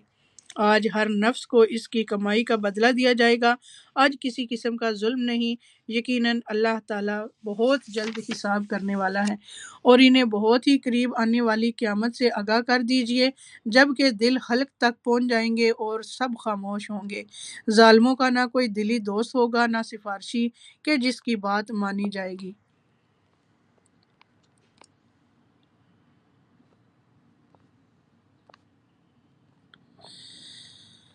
اللہ اکبر۔ یعنی قیامت کے دن سے اللہ سبحانہ وتعالیٰ اپنے عرش پر مستوی ہے اور اللہ نے اپنے ہاتھ سے عرش کی تخلیق کی ہے۔ حدیث میں آتا ہے کہ اللہ نے 4 چیزوں کو اپنے ہاتھ سے بنایا ہے، ایک ہے عرش، دوسرا قلم، تیسرا آدم اور چوتھا جنت عدن، اور باقی مخلوقات کو کن کہہ کر تو وہ ہو گئی، اور اللہ تعالیٰ کے عرش کی مقدار کو اس کے سوا کوئی نہیں جانتا کہ وہ کتنا بڑا ہے، اور کرسی اس کے قدم رکھنے کی جگہ ہے۔ عرش تمام مخلوقات سے اونچا ہے۔ اللہ تعالیٰ نے 7ویں آسمان سے اوپر پانی بنایا ہے اور پانی کے اوپر عرش ہے۔ یعنی یہاں ہم ایک آسمان کو دیکھتے ہیں، اس کے اوپر ایک اور، پھر ایک اور پھر ایک اور، اس کے اوپر پانی، اس کے اوپر عرش ہے۔ تو جنت کے بھی 100 درجے ہیں۔ نبی صلی اللہ علیہ وآلہ وسلم نے فرمایا ہے کہ جنت میں 100 درجے ہیں، ہر 2 درجوں کے درمیان 100 سال کا فاصلہ ہے، جیسے زمین اور آسمان کے درمیان، اور فردوس اس کا اعلیٰ ترین درجہ ہے۔ اس سے جنت کی 4 نہریں نکلتی ہیں، اس کے اوپر عرش ہے، فردوس سے بھی ابو۔ جب بھی تم اللہ سے سوال کرو جنت الفردوس کا کرو۔ تو دیکھیے کہ حضرت آسیہ جو تھیں کتنی عقل مند تھیں، انہوں نے دعا کیا کی کہ رب ابنی لی عندک بیتا فی الجنہ۔ کوئی بتائے گا حضرت آسیہ کون تھی؟ آپ کو معلوم ہے کسی کو؟ حضرت ہاں جی، پھر بیوی تھی، انہوں نے دعا کی تھی، ایسا ان پہ عذاب کرتے تھے کہ ان کے ہاتھوں اور پاؤں پہ کیلیں ٹھک جاتی تھی، تو وہ پھر دعا کرتی تھی کہ اللہ تو اپنے جو ہے نا پاس میرے لیے جنت میں گھر بنا، یعنی اپنے پاس قریب قرب چاہیے تھا رب کا، حالانکہ دنیا میں ان کو کون سی نعمت تھی جو نہ ملی ہوئی تھی، یعنی وہ فرعون کی بیوی تھی اور وہ بادشاہ تھا، لیکن کیا تھا کہ وہ فرعون جو تھا وہ ظالم تھا اور ان پہ ظلم کرتا تھا، اور ان کو اللہ تعالیٰ کی پہچان ہو گئی تھی، انہوں نے اللہ تعالیٰ کو پہچان لیا تھا۔ اللہ اکبر، اللہ اکبر۔ اپنے پاس قرب چاہیے تھا رب کا، حالانکہ دنیا میں ان کو کون سی نعمت تھی جو نہ ملی ہوئی ہوگی، وہ فرعون کی بیوی تھی، لیکن اس کی چاہت دنیا نہیں تھی، اس کی چاہت جنت تھی، اور جنت کا بھی اعلیٰ ترین درجہ، اور وہ بھی اللہ تعالیٰ کے پاس۔ سبحان اللہ۔ ابو ہریرہ رضی اللہ تعالیٰ عنہ کہتے ہیں کہ نبی صلی اللہ علیہ وآلہ وسلم نے فرمایا جب تم اللہ سے سوال کرو تو فردوس کا سوال کرو، کیونکہ وہ جنت کا بہترین اور بلند ترین حصہ ہے، اس کے اوپر رحمان کا عرش ہے اور اس سے جنت کی نہریں نکلتی ہیں۔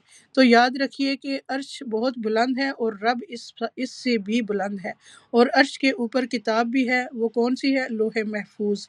تو ہم اللہ کے بارے میں سوچیں تو اس طرح سوچا کریں کہ اتنا بلند، یعنی امیجنیشن میں بھی بلندی لایا کریں، پھر آپ کے دل میں ہیبت بھی آئے گی، پھر آپ اس کے آگے جھکیں گے بھی تو واقعی جھک جائیں گے۔ لیکن ہم عام طور پر اللہ کے بارے میں ایسے باتیں کر رہے ہوتے ہیں جیسے کسی دوست کے بارے میں، بس ایسے ہی کیئر لیسلی باتیں، ایسے نہیں کر سکتے۔ وَهُوَ العلی العظیم، کیونکہ وہ بہت بلند ہے، بہت عظمت والا ہے، عرش پر بلند اس اعتبار سے بھی اور عظمت والا، اس کی شان بڑی عظمت والی ہے۔ اللہ اکبر، اللہ اکبر۔ یعنی آپ جتنی بڑی سے بڑی چیز کے بارے میں بھی سوچیں گے نا تو اللہ اس سے بھی بڑا ہے، چاہے وہ آسمان ہے، زمین ہے، پہاڑ ہے، کچھ بھی ہے، اللہ تعالیٰ کی مخلوقات ہیں، اللہ سب سے بڑا ہے۔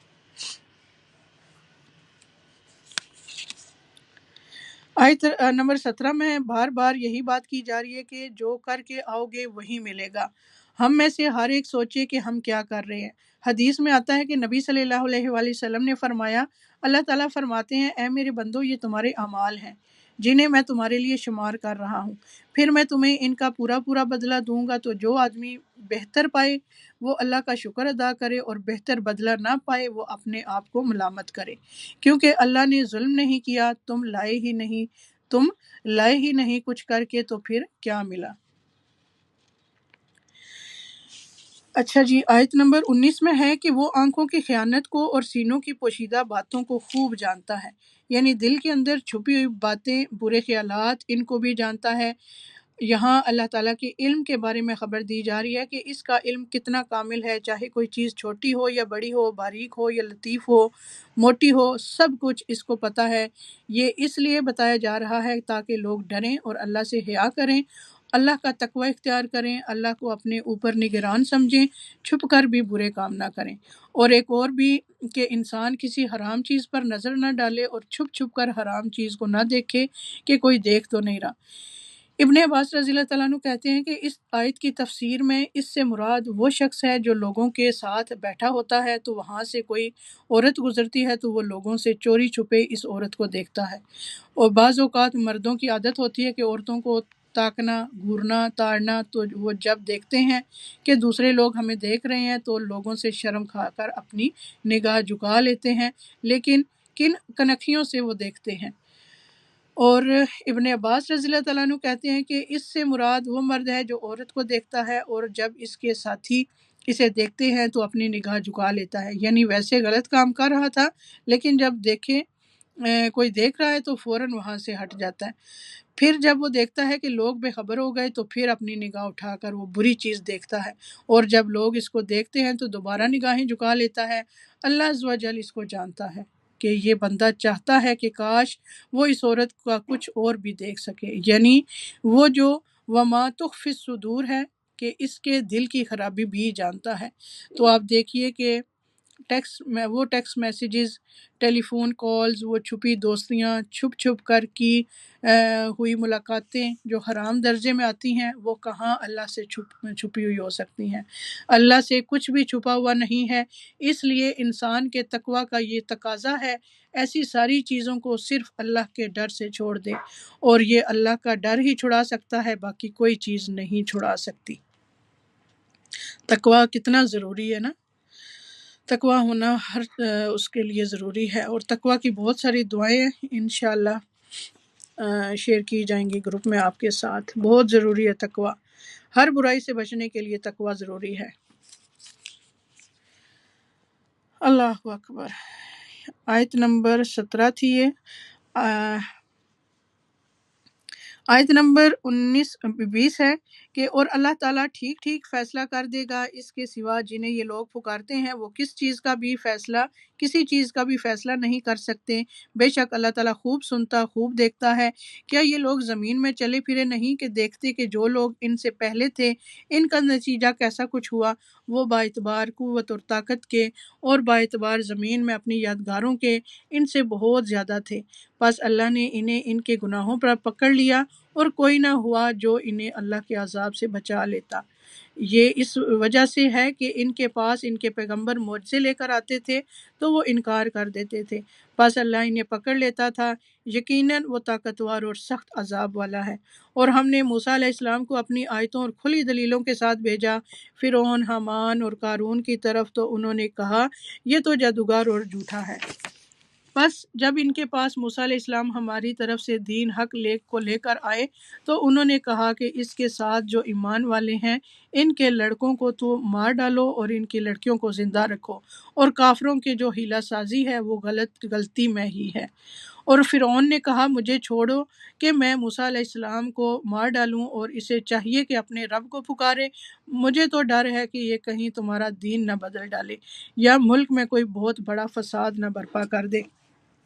موسیٰ علیہ السلام نے کہا میں اپنے اور تمہارے رب کی پناہ میں آتا ہوں ہر اس تکبر کرنے والے شخص کی برائی سے جو روز حساب پر ایمان نہیں رکھتا۔ وقال موسیٰ انی عذت بربی وربکم من کل متکبر لا یؤمن بیوم الحساب۔ 27۔ اور ایک مومن شخص نے جو فرعون کے خاندان میں سے تھا اور اپنا ایمان چھپائے ہوئے تھا کہا کہ کیا تم ایک شخص کو محض اس بات پر قتل کرتے ہو کہ وہ کہتا ہے کہ میرا رب اللہ ہے اور تمہارے رب کی طرف سے دلیلیں لے کر آیا ہے؟ اگر وہ جھوٹا ہو تو اس کا جھوٹ اسی پر ہے، اور اگر وہ سچا ہو تو جس عذاب کا وہ تم سے وعدہ کر رہا ہے اس میں سے کچھ نہ کچھ تو تم پر آ پڑے گا۔ اللہ تعالیٰ اس کی رہبری نہیں کرتا جو حد سے گزر جانے والے اور جھوٹے ہوں۔ آیت نمبر 29 ہے اے میری قوم کے لوگو 29 ہی ہے۔ اے میری قوم کے لوگو آج تو بادشاہت تمہاری ہے کہ اس زمین پر تم غالب ہو، لیکن اگر اللہ کا عذاب ہم پر آ گیا تو کون ہماری مدد کرے گا؟ فرعون بولا میں تو تمہیں وہی رائے دے رہا ہوں جو خود دیکھ رہا ہوں، اور میں تو تمہیں بھلائی کی راہ ہی بتلا رہا ہوں۔ اس مومن نے کہا کہ اے میری قوم کے لوگو مجھے تو اندیشہ ہے کہ تم پر بھی ویسا ہی روز بد عذاب نہ آئے جو اور امتوں پر آیا، جیسے امت نوح اور عاد اور سمود اور ان کے بعد والوں کا حال ہوا۔ اللہ اپنے بندوں پر کسی طرح کا ظلم کرنا نہیں چاہتا، اور مجھے تم پر ہانک پکار کے دن کا بھی ڈر ہے جس دن تم پیٹ پھیر کر لوٹو گے۔ تمہیں اللہ سے بچانے والا کوئی نہ ہوگا، اور جسے اللہ گمراہ کر دے اس کا ہادی کوئی نہیں۔ اور اس سے پہلے تمہارے پاس حضرت یوسف دلیلیں لے کر آئے، پھر بھی تم ان کی لائی ہوئی دلیل میں شک و شبہ ہی کرتے رہے، یہاں تک کہ جب ان کی وفات ہو گئی تو کہنے لگے کہ ان کے بعد تو اللہ کسی رسول کو بھیجے گا ہی نہیں۔ اسی طرح اللہ گمراہ کرتا ہے ہر اس شخص کو جو حد سے بڑھ جانے والا شک و شبہ کرنے والا ہو، جو بغیر کسی سند کے جو ان کے پاس آئی ہو اللہ کی آیتوں میں جھگڑتے ہیں۔ اللہ کے نزدیک اور مومنوں کے نزدیک یہ تو بہت بڑی ناراضگی کی چیز ہے۔ اللہ تعالیٰ اسی طرح ہر ایک مغرور سرکش کے دل پر مہر کر دیتا ہے۔ فرعون نے کہا اے حامان میرے لیے ایک بالا خانہ بنا، شاید کہ میں آسمان کے جو دروازے ہیں ان دروازوں تک پہنچ جاؤں اور موسیٰ کے معبود کو جھانک لوں، اور بے شک میں سمجھتا ہوں وہ جھوٹا ہے۔ اور اسی طرح فرعون کی بد کرداریاں اسے بھلی دکھائی گئیں اور راہ سے روک دیا گیا، اور فرعون کی ہر حیلہ سازی تباہی میں ہی رہی۔ اور اس مومن شخص نے کہا اے میری قوم کے لوگو تم سب میری پیروی کرو، میں نیک راہ کی طرف تمہاری رہبری کروں گا۔ اے میری قوم یہ حیات دنیا متاع فانی ہے، یقین مانو کہ قرار اور ہمیشگی کا گھر تو آخرت ہی ہے۔ جس نے کوئی گناہ کیا اسے اس کے گناہ کے برابر ہی بدلہ دیا جائے گا، اور جس نے نیکی کی ہے خواہ وہ مرد ہو یا عورت اور وہ ایمان والا ہو تو یہ لوگ جنت میں جائیں گے، اور وہاں بے شمار روزیاں پائیں گے۔ اے میری قوم، یہ کیا بات ہے کہ میں تمہیں نجات کی طرف بلا رہا ہوں اور تم مجھے دوزخ کی طرف بلا رہے ہو؟ تم مجھے یہ دعوت دے رہے ہو کہ میں اللہ کے ساتھ کفر کروں اور اس کے ساتھ شرک کروں جس کا کوئی علم مجھے نہیں، اور میں تمہیں غالب بخشنے والے معبود کی طرف دعوت دے رہا ہوں۔ یہ یقینی امر ہے کہ تم مجھے جس کی طرف بلا رہے ہو وہ تو نہ دنیا میں پکارے جانے کے قابل ہے اور نہ آخرت میں، اور یہ بھی یقینی بات ہے کہ ہم سب کا لوٹنا اللہ کی طرف ہے، اور حد سے گزر جانے والے ہی یقیناً اہل دوزخ ہیں۔ بس آگے چل کر تم میری باتوں کو یاد کرو گے۔ میں اپنا معاملہ اللہ کے سپرد کرتا ہوں، یقیناً اللہ تعالیٰ بندوں کا نگران ہے۔ بس اسے اللہ تعالیٰ نے تمام بدیوں سے محفوظ رکھ لیا جو انہوں نے سوچ رکھی تھی، اور فرعون والوں پر بری طرح کا عذاب الٹ پڑا۔ آگ ہے جس کے سامنے یہ ہر صبح شام لائے جاتے ہیں، اور جس دن قیامت قائم ہوگی فرمان ہوگا کہ فرعونیوں کو سخت ترین عذاب میں ڈالو۔ اور جب کہ دوزخ میں ایک دوسرے سے جھگڑیں گے تو کمزور لوگ تکبر والوں سے جن کی یہ تابع تھے کہیں گے کہ ہم تو تمہارے پیرو تھے، تو کیا اب تم ہم سے اس آگ کا کوئی حصہ ہٹا سکتے ہو؟ استغفر اللہ۔ وہ بڑے لوگ جواب دیں گے کہ ہم تو سبھی اس آگ میں ہیں۔ اللہ تعالیٰ اپنے بندوں کے درمیان فیصلے کر چکا ہے، اور تمام جہنمی مل کر جہنم کے داروغوں سے کہیں گے کہ تم ہی اپنے پروردگار سے دعا کرو کہ وہ کسی دن تو ہمارے عذاب میں کمی کر دے۔ وہ جواب دیں گے کہ کیا تمہارے پاس تمہارے رسول معجزے لے کر نہیں آئے تھے؟ وہ کہیں گے کیوں نہیں؟ وہ کہیں گے کہ پھر تم ہی دعا کرو، اور کافروں کی دعا محض بے اثر اور بے راہ ہے۔ یقیناً ہم نے اپنے رسولوں کی اور ایمان والوں کی مدد زندگانی دنیا میں بھی کریں گے، اور اس دن بھی جب گواہی دینے والے کھڑے ہوں گے۔ سبحان اللہ، کیسی کیسی دلیلوں سے اللہ تعالیٰ نے ان کو قائل کیا نا، لیکن وہ کس قدر ان کے دل بند ہوئے تھے کہ وہ ان کو کوئی بات نہیں، یعنی ان کے دل مان رہے تھے۔ لیکن پھر دیکھیں کہ آخرت میں کیا ہوگا۔ آخرت میں مدد مانگیں گے لیکن ان کی مدد کسی طریقے سے بھی نہیں ہوئے گی۔ آخر وہ یہ بھی کہیں گے کہ یہی اتنی دعا کر دو کہ ہمارے عذاب میں کچھ کمی آئے، تو اتنا بھی نہیں ہوگا بلکہ عذاب اور بڑھتا جائے گا۔ استغفر اللہ۔ تو بہت ضروری ہے کہ جو بھی اچھی بات کہیں سے ملے اس کو لیں، اس پہ عمل کریں، اور دوسروں تک بھی ضرور پہنچائیں، اور اپنی آخرت کی فکر کریں۔ یہ بہت ضروری چیز ہے۔ دنیا میں کتنا ہم جی سکیں گے؟ 60 سال، 80 سال، تو یہ تو کوئی زندگی نہیں ہے۔ وہ تو ہم آخرت میں جا کے بولیں گے کہ کوئی آدھا دن یا ایک دن ہم رہے ہیں دنیا میں۔ اللہ اکبر، وہ بہت لمبا عرصہ ہوگا، یا تو جنت ہے تو یا تو جہنم ہے۔ اللہ تعالی ہمیں جنت والوں میں کرے۔ جس دن ظالموں کو ان کی معذرت کچھ نفع نہ دے گی، ان کے لیے لعنت ہی ہوگی اور ان کے لیے برا گھر ہوگا۔ ہم نے موسیٰ علیہ السلام کو ہدایت نامہ عطا فرمایا اور بنو اسرائیل کو اس کتاب کا وارث بنایا کہ وہ ہدایت اور نصیحت تھی عقل مندوں کے لیے۔ پس اے نبی تو صبر کر، اللہ کا وعدہ بلا شک و شبہ سچا ہی ہے۔ تو اپنے گناہ کی معافی مانگتا رہ اور صبح و شام اپنے پروردگار کی تسبیح اور حمد بیان کرتا رہ۔ اور جو لوگ باوجود اپنے پاس کسی سند کے نہ ہونے کے آیات الہی میں جھگڑا کرتے ہیں، ان کے دلوں میں بجز نرمی بڑھائی کے اور کچھ نہیں، وہ اس تک پہنچنے والے ہی نہیں۔ سو تو اللہ کی پناہ مانگتا رہ، بے شک وہ پورا سننے والا اور سب سے زیادہ دیکھنے والا ہے۔ آسمان و زمین کی پیدائش یقیناً انسان کی پیدائش سے بہت بڑا کام ہے، لیکن یہ اور بات ہے کہ اکثر لوگ بے علم ہیں۔ اندھا اور بینا برابر نہیں، نہ وہ لوگ جو ایمان لائے اور بھلے کام کیے بدکاروں کے برابر ہیں۔ تم بہت کم نصیحت حاصل کر رہے ہو۔ قیامت بالیقین اور بے شک و شبہ آنے والی ہے، لیکن یہ اور بات ہے کہ بہت سے لوگ ایمان نہیں لاتے۔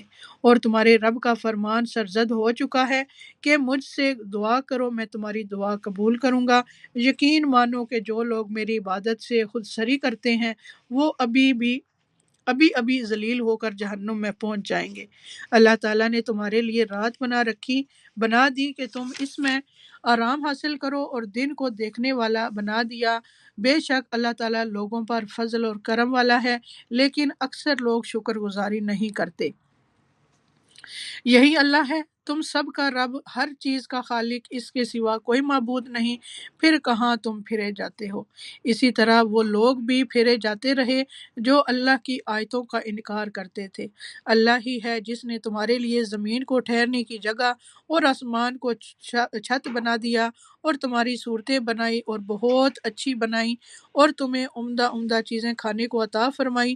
یہی اللہ تمہارا پروردگار ہے، پس بہت ہی برکتوں والا اللہ ہے، سارے جہان کا پرورش کرنے والا۔ اللہ اکبر، اللہ اکبر۔ وہ زندہ ہے جس کے سوا کوئی معبود نہیں، پس تم خالص اسی کی عبادت کرتے ہوئے اسے پکارو۔ تمام خوبیاں اللہ ہی کے لیے ہیں جو تمام جہانوں کا رب ہے۔ آپ کہہ دیجئے کہ مجھے ان کی عبادت سے روک دیا گیا ہے جنہیں تم اللہ کے سوا پکار رہے ہو، اس بنا پر کہ میرے پاس میرے رب کی دلیل پہنچ چکی ہے۔ مجھے یہ حکم دیا گیا ہے کہ میں تمام جہانوں کے رب کا تابع فرمان ہو جاؤں۔ وہی ہے جس نے تمہیں مٹی سے، پھر نطفے سے، پھر خون کے لوتھڑے سے پیدا کیا، پھر تمہیں بچہ کی صورت میں نکالتا ہے، پھر تمہیں بڑھاتا ہے کہ تم اپنی پوری قوت کو پہنچ جاؤ، پھر بوڑھے ہو جاؤ۔ تم میں سے بعض اس سے پہلے ہی فوت ہو جاتے ہیں۔ وہ تمہیں چھوڑ دیتا ہے تاکہ تم مدت معین تک پہنچ جاؤ، اور تاکہ تم سوچ سمجھ لو۔ وہی ہے جو جلاتا ہے اور مار ڈالتا ہے، پھر جب وہ کسی کام کا کرنا مقرر کرتا ہے تو اسے صرف یہ کہتا ہے کہ ہو جا، پس وہ ہو جاتا ہے۔ کیا تم نے انہیں دیکھا جو اللہ کی آیتوں میں جھگڑتے ہیں، وہ کہاں پھیر دیے جاتے ہیں؟ جن لوگوں نے کتاب کو جھٹلایا اور اسے بھی جو ہم نے اپنے رسولوں کے ساتھ بھیجا، انہیں ابھی ابھی حقیقت حال معلوم ہو جائے گی، جبکہ ان کی گردنوں میں توق ہوں گے اور زنجیریں ہوں گی، گھسیٹے جائیں گے کھولتے ہوئے پانی میں، اور پھر جہنم کی آگ میں جلائے جائیں گے۔ پھر ان سے پوچھا جائے گا کہ جنہیں تم شریک کرتے تھے وہ کہاں ہیں؟ جو اللہ کے سوا تھے وہ کہیں گے کہ وہ تو ہم سے بہک گئے، بلکہ ہم تو اس سے پہلے کسی کو بھی پکارتے ہی نہ تھے۔ اللہ تعالیٰ کافروں کو اسی طرح گمراہ کرتا ہے۔ یہ بدلہ ہے اس چیز کا جو تم زمین میں نہ حق پھولے نہ سماتے تھے اور بے جا اتراتے پھرتے تھے۔ اب آؤ جہنم میں ہمیشہ رہنے کے لیے اس کے دروازوں میں داخل ہو جاؤ، کیا ہی بری جگہ ہے تکبر کرنے والوں کی۔ پس آپ صبر کریں، اللہ کا وعدہ قطعاً سچا ہے۔ انہیں ہم نے جو وعدے دے رکھے ہیں ان میں سے کچھ ہم آپ کو دکھائیں یا اس سے پہلے ہم آپ کو وفات دے دیں، ان کا لوٹایا جانا تو ہماری ہی طرف ہے۔ یقیناً ہم آپ سے پہلے بھی بہت سے رسول بھیج چکے ہیں، جن میں سے بعض کے واقعات ہم آپ کو بیان کر چکے ہیں، اور ان میں سے بعض کے قصے تو ہم نے آپ کو بیان ہی نہیں کیے، اور کسی رسول کا یہ مقدور نہ تھا کہ کوئی معجزہ اللہ کی اجازت کے بغیر لا سکے۔ پھر جس وقت اللہ کا حکم آئے گا، حق کے ساتھ فیصلہ کر دیا جائے گا، اور اس جگہ اہل باطل خسارے میں رہ جائیں گے۔ اللہ وہ ہے جس نے تمہارے لیے چوپائے پیدا کیے، جن میں سے بعض پر تم سوار ہوتے ہو اور بعض کو تم کھاتے ہو، اور بھی تمہارے لیے ان میں بہت سے نفع ہیں، اور تاکہ اپنے سینوں میں چھپی ہوئی حاجتوں کو انہی پر سواری کر کے تم حاصل کر لو، اور ان چوپایوں پر اور کشتیوں پر سوار کیے جاتے ہو۔ اللہ تمہیں اپنی نشانیاں دکھاتا جا رہا ہے، پس تم اللہ کی کن کن نشانیوں کا منکر بنتے رہو گے؟ کیا انہوں نے زمین میں چل پھر کر اپنے سے پہلوں کا انجام نہیں دیکھا، جو ان سے تعداد میں زیادہ تھے، قوت میں سخت، اور زمین میں بہت ساری یادگاریں چھوڑی تھیں؟ ان کے کیے کاموں نے انہیں کچھ بھی فائدہ نہ پہنچایا۔ پس جب کبھی ان کے پاس ان کے رسول کھلی نشانیاں لے کر آئے تو یہ اپنے پاس کے علم پر اترانے لگے۔ بالآخر جس چیز کو مذاق میں اڑا رہے تھے وہی ان پر الٹ پڑی۔ ہمارا عذاب دیکھتے ہی کہنے لگے کہ اللہ واحد پر ہم ایمان لائے، اور جن جن کو ہم اس کا شریک بنا رہے تھے ہم نے ان سب سے انکار کیا۔ لیکن لوگ عذاب کو دیکھ لینے کے بعد ان کے ایمان نے انہیں نفع نہ دیا۔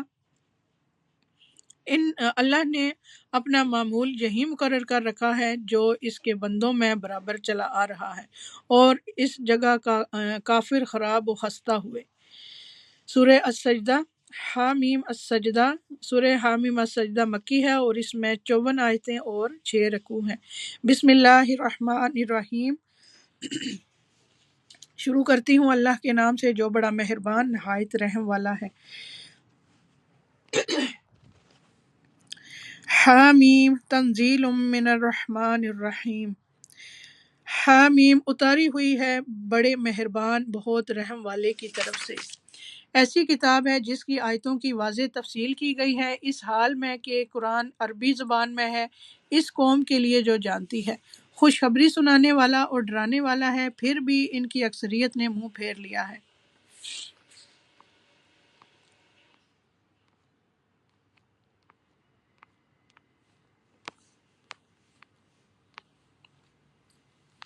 اچھا،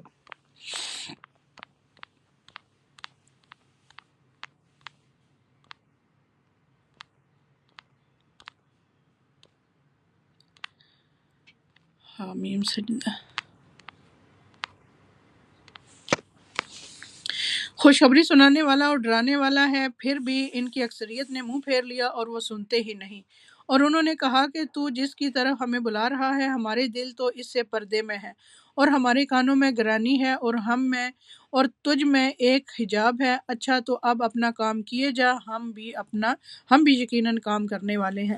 آپ کہہ دیجئے کہ میں تو تم ہی جیسا انسان ہوں، مجھ پر وحی نازل کی جاتی ہے کہ تم سب کا معبود ایک اللہ ہی ہے، سو تم اس کی طرف متوجہ ہو جاؤ اور اس سے گناہوں کی معافی چاہو۔ اور ان مشرکوں کے لیے بڑی ہی خرابی ہے جو زکوٰۃ نہیں دیتے اور آخرت کے بھی منکر ہی رہتے ہیں۔ بے شک جو لوگ ایمان لائیں اور بھلے کام کریں ان کے لیے نہ ختم ہونے والا اجر ہے۔ آپ کہہ دیجئے کہ کیا تم اس اللہ کا انکار کرتے ہو اور تم اس کے شریک مقرر کرتے ہو جس نے 2 دن میں زمین پیدا کر دی، سارے جہانوں کا پروردگار وہی ہے، اور اس نے زمین میں اس کے اوپر سے پہاڑ گاڑ دیے اور اس میں برکت رکھ دی اور اس میں رہنے والوں کی غذاؤں کی تجویز بھی اسی میں کر دی، صرف 4 دن میں، ضرورت مندوں کے لیے یکساں طور پر۔ پھر آسمان کی طرف متوجہ ہوا اور وہ دھواں سا تھا، پس اسے اور زمین سے فرمایا کہ تم دونوں خوشی سے آؤ یا ناخوشی سے۔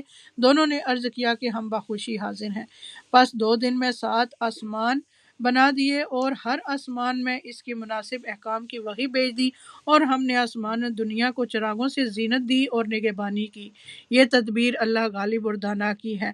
اب بھی یہ روگرداں ہوں تو کہہ دیجئے کہ میں تمہیں اس کڑک عذاب آسمانی سے ڈراتا ہوں جو مثل عادیوں اور سمودیوں کی کڑک کے ہوگی۔ ان کے پاس جب ان کے آگے پیچھے سے پیغمبر آئے کہ تم اللہ کے سوا کسی کی عبادت نہ کرو، تو انہوں نے جواب دیا کہ اگر ہمارا پروردگار چاہتا تو فرشتوں کو بھیجتا، ہم تو تمہاری رسالت کے بالکل منکر ہیں۔ اب عاد نے تو بے وجہ زمین میں سرکشی شروع کر دی اور کہنے لگے کہ ہم سے زور آور کون ہے؟ کیا انہیں یہ نظر نہ آیا کہ جس نے انہیں پیدا کیا وہ ان سے بہت سی زیادہ زور آور ہے؟ وہ آخر تک ہماری آیتوں کا انکار ہی کرتے رہے۔ بالآخر ہم نے ان پر ایک تیز و تند آندھی منحوس دنوں میں بھیج دی کہ انہیں دنیاوی زندگی میں ذلت عذاب کا مزہ چکھا دیں، اور یقین مانو کہ آخرت کا عذاب اس سے بہت زیادہ رسوائی والا ہے اور وہ مدد نہیں کیے جائیں گے۔ رہے سمود، سو ہم نے ان کی بھی رہبری کی، پھر بھی انہوں نے ہدایت پر اندھے پن کو ترجیح دی، جس پر انہیں سراپائے ذلت کے عذاب کی کڑک نے ان کے کرتوتوں کے باعث پکڑ لیا، اور ہاں، ایماندار اور پارساؤں کو ہم نے بال بال بچا لیا۔ اور جس دن اللہ کے دشمن دوزخ کی طرف لائے جائیں گے اور ان سب کو جمع کر دیا جائے گا، یہاں تک کہ جب بالکل جہنم کے پاس آ جائیں گے، ان پر ان کے کان اور ان کی آنکھیں اور ان کی کھالیں ان کے اعمال کی گواہی دیں گی۔ یہ اپنی خالوں سے کہیں گے کہ تم نے ہمارے خلاف شہادت کیوں دی؟ وہ جواب دیں گے کہ ہمیں اس اللہ نے قوت گویائی عطا فرمائی جس نے ہر چیز کو بولنے کی طاقت بخشی ہے، اسی نے تمہیں اول مرتبہ پیدا کیا اور اسی کی طرف تم سب لوٹائے جاؤ گے، اور تم اپنی بدعمالیاں اس وجہ سے پوشیدہ رکھتے ہی نہ تھے کہ تم پر تمہارے کان اور تمہاری آنکھیں اور تمہاری کھالیں گواہی دیں گے۔ ہاں، تم یہ سمجھتے رہے کہ تم جو کچھ بھی کر رہے ہو اس میں سے بہت سے اعمال سے اللہ بے خبر ہے۔ تمہاری اسی بدگمانی نے جو تم نے اپنے رب سے کر رکھی تھی تمہیں ہلاک کر دیا، اور بالآخر تم ضیاء کاروں میں ہو گئے۔ اب اگر یہ صبر کریں تو بھی ان کا ٹھکانہ جہنم ہی ہے، اور اگر یہ عذر و معافی کے خواستگار ہوں تو بھی معذور و معاف نہیں رکھے جائیں گے۔ اور ہم نے ان کے کچھ ہم نشین مقرر کر رکھے تھے جنہیں ان کے اگلے پچھلے اعمال ان کی نگاہوں میں خوبصورت بنا رکھے تھے، اور ان کے حق میں بھی اللہ کا قول ان امتوں کے ساتھ پورا ہوا جو ان سے پہلے جنوں انسانوں کی گزر چکی ہیں، یقیناً وہ ضیاءکار ثابت ہوئے۔ اور کافروں نے کہا اس قرآن کو سنو ہی مت، اس کے پڑھے جانے کے وقت اور بےہودہ گوئی کرو، کیا عجب کہ تم غالب آ جاؤ۔ پس یقیناً ہم ان کافروں کو سخت عذاب کا مزہ چکھائیں گے اور انہیں ان کے بدترین اعمال کا بدلہ ضرور دیں گے۔ اللہ کے دشمنوں کی سزا یہی دوزخ کی آگ ہے جس میں ان کا ہمیشگی کا گھر ہے، یہ بدلہ ہے ہماری آیتوں سے انکار کرنے کا۔ اور کافر لوگ کہیں گے اے ہمارے رب، ہمیں جنوں انسانوں کے وہ دونوں فریق دکھا جنہوں نے ہمیں گمراہ کیا، تاکہ ہم انہیں اپنے قدموں تلے ڈال دیں تاکہ وہ جہنم میں سب سے نیچے سخت عذاب میں ہو جائیں۔ واقعی جن لوگوں نے کہا کہ ہمارا پروردگار اللہ ہے، پھر اسی پر قائم رہے، اس کے پاس فرشتے یہ کہتے ہوئے آتے ہیں کہ تم کچھ بھی اندیشہ اور غم نہ کرو، بلکہ اس جنت کی بشارت سن لو جس کا تم وعدہ دیے گئے ہو۔ تمہاری دنیاوی زندگی میں بھی ہم تمہارے رفیق تھے اور آخرت میں بھی رہیں گے۔ جس چیز کا تمہارا جی چاہے اور جو کچھ تم مانگو سب تمہارے لیے جنت میں موجود ہے۔ غفور الرحیم معبود کی طرف سے یہ سب کچھ بطور مہمانی کے ہے۔ اور اس سے زیادہ اچھی بات والا کون ہے جو اللہ کی طرف بلائے اور نیک کام کرے اور کہے کہ میں یقیناً مسلمانوں میں سے ہوں۔ نیکی اور بدی برابر نہیں ہوتی، برائی کو بھلائی سے دفع کرو، پھر وہی جس کے اور تمہارے درمیان دشمنی ہے ایسا ہو جائے جیسے دلی دوست۔ اور یہ بات انہی کو نصیب ہوتی ہے جو صبر کریں، اور اسے سوائے بڑے نصیبے والوں کے کوئی نہیں پا سکتا۔ اور اگر شیطان کی طرف سے کوئی وسوسہ آئے تو اللہ کی پناہ طلب کرو، یقیناً وہ بہت ہی سننے والا جاننے والا ہے۔ اور دن رات اور سورج چاند بھی اسی کی نشانیوں میں سے ہیں۔ تم سورج کو سجدہ نہ کرو نہ چاند کو، بلکہ سجدہ اس اللہ کے لیے کرو جس نے ان سب کو پیدا کیا، اگر تمہیں اسی کی عبادت کرنی ہے۔ پھر بھی اگر یہ کبر و غرور کریں تو فرشتے جو آپ کے رب کے نزدیک ہیں وہ تو رات دن اس کی تسبیح بیان کر رہے ہیں اور کسی بھی وقت نہیں اکتاتے۔ اس اللہ کی نشانیوں میں سے یہ بھی ہے کہ تو زمین کو دبی دبائی دیکھتا ہے، پھر جب ہم اس پر میਂہ برساتے ہیں تو وہ تر و تازہ ہو کر ابھرنے لگتی ہے۔ جس نے اسے زندہ کیا وہی یقینی طور پر مردوں کو بھی زندہ کرنے والا ہے، بے شک وہ ہر چیز پر قادر ہے۔ بے شک جو لوگ ہماری آیتوں میں کج روی کرتے ہیں وہ کچھ ہم سے مخفی نہیں۔ بتلاؤ تو جو آگ میں ڈالا جائے وہ اچھا ہے یا وہ مومن جو امن و امان کے ساتھ قیامت کے دن آئے؟ تم جو چاہو کرتے چلے جاؤ، وہ تمہارا سب کیا کرایا دیکھ رہا ہے۔ جن لوگوں نے اپنے پاس قرآن پہنچ جانے کے باوجود اس سے کفر کیا وہ بھی ہم سے پوشیدہ نہیں، یہ بڑی باوقت کتاب ہے جس کے پاس باطل پھٹک بھی نہیں سکتا، نہ اس کے آگے سے نہ اس کے پیچھے سے۔ یہ ہے نازل کردہ حکمتوں والی خوبیوں والے اللہ کی طرف سے۔ آپ سے وہی کہا جاتا ہے جو آپ سے پہلے کے رسولوں سے بھی کہا گیا ہے، یقیناً آپ کا رب معافی والا اور دردناک عذاب والا ہے۔ اور اگر ہم اسے عجمی زبان کا قرآن بتاتے تو کہتے کہ یہ اس کی آیتیں صاف صاف بیان کیوں نہیں کی گئی، یہ کیا کہ عجمی کتاب اور آپ عربی رسول۔ آپ کہہ دیجئے کہ یہ تو ایمان والوں کے لیے ہدایت اور شفا ہے، اور جو ایمان نہیں لاتے ان کے کانوں میں تو بہرا پن اور بوجھ ہے، اور یہ ان پر اندھا پن ہے، اور یہ وہ لوگ ہیں جو کسی بہت دور دراز جگہ سے پکارے جاتے ہیں۔ یقیناً ہم نے موسیٰ علیہ السلام کو کتاب دی تھی، سو اس میں بھی اختلاف کیا گیا، اور اگر وہ بات نہ ہوتی جو آپ کے رب کی طرف سے پہلے ہی مقرر ہو چکی ہے تو ان کے درمیان کبھی کا فیصلہ ہو چکا ہوتا۔ یہ لوگ تو اس کے بارے میں سخت بے چین کرنے والے شک میں ہیں۔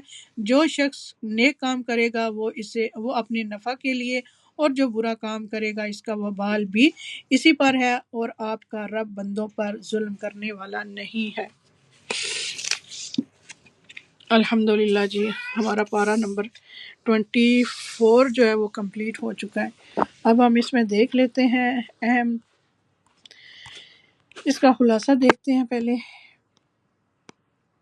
اچھا جی، پارہ نمبر 24 کی جو اہم باتیں ہیں، عمل کی باتیں ہیں، وہ ہیں کہ مومن صرف اللہ سے ڈرتا ہے، غیر اللہ سے ڈرنا شرک میں آتا ہے۔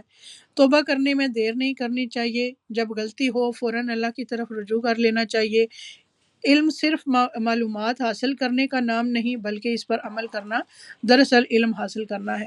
توکل ایمان کا حصہ ہے، ایمان والوں کی مدد اللہ دنیا میں بھی کرتے ہیں۔ سچائی کا راستہ نیکی کا، اور نیکی جنت کی طرف لے جاتی ہے۔ ہمیں جاننا چاہیے کہ شرک کیا ہے تاکہ ہم اس سے بچ سکیں۔ مومن اللہ کے ذکر سے خوش ہوتا ہے، ہر نعمت ایک امتحان بھی ہے اور آزمائش بھی ہے، ہمیشہ اللہ سے ڈرتے رہنا چاہیے۔ وآخر دعوانا ان الحمد للہ رب العالمین۔ سبحانک اللہم وبحمدک، نشہد ان لا الہ الا انت، استغفرک واتوب الیک۔ السلام علیکم ورحمۃ اللہ وبرکاتہ۔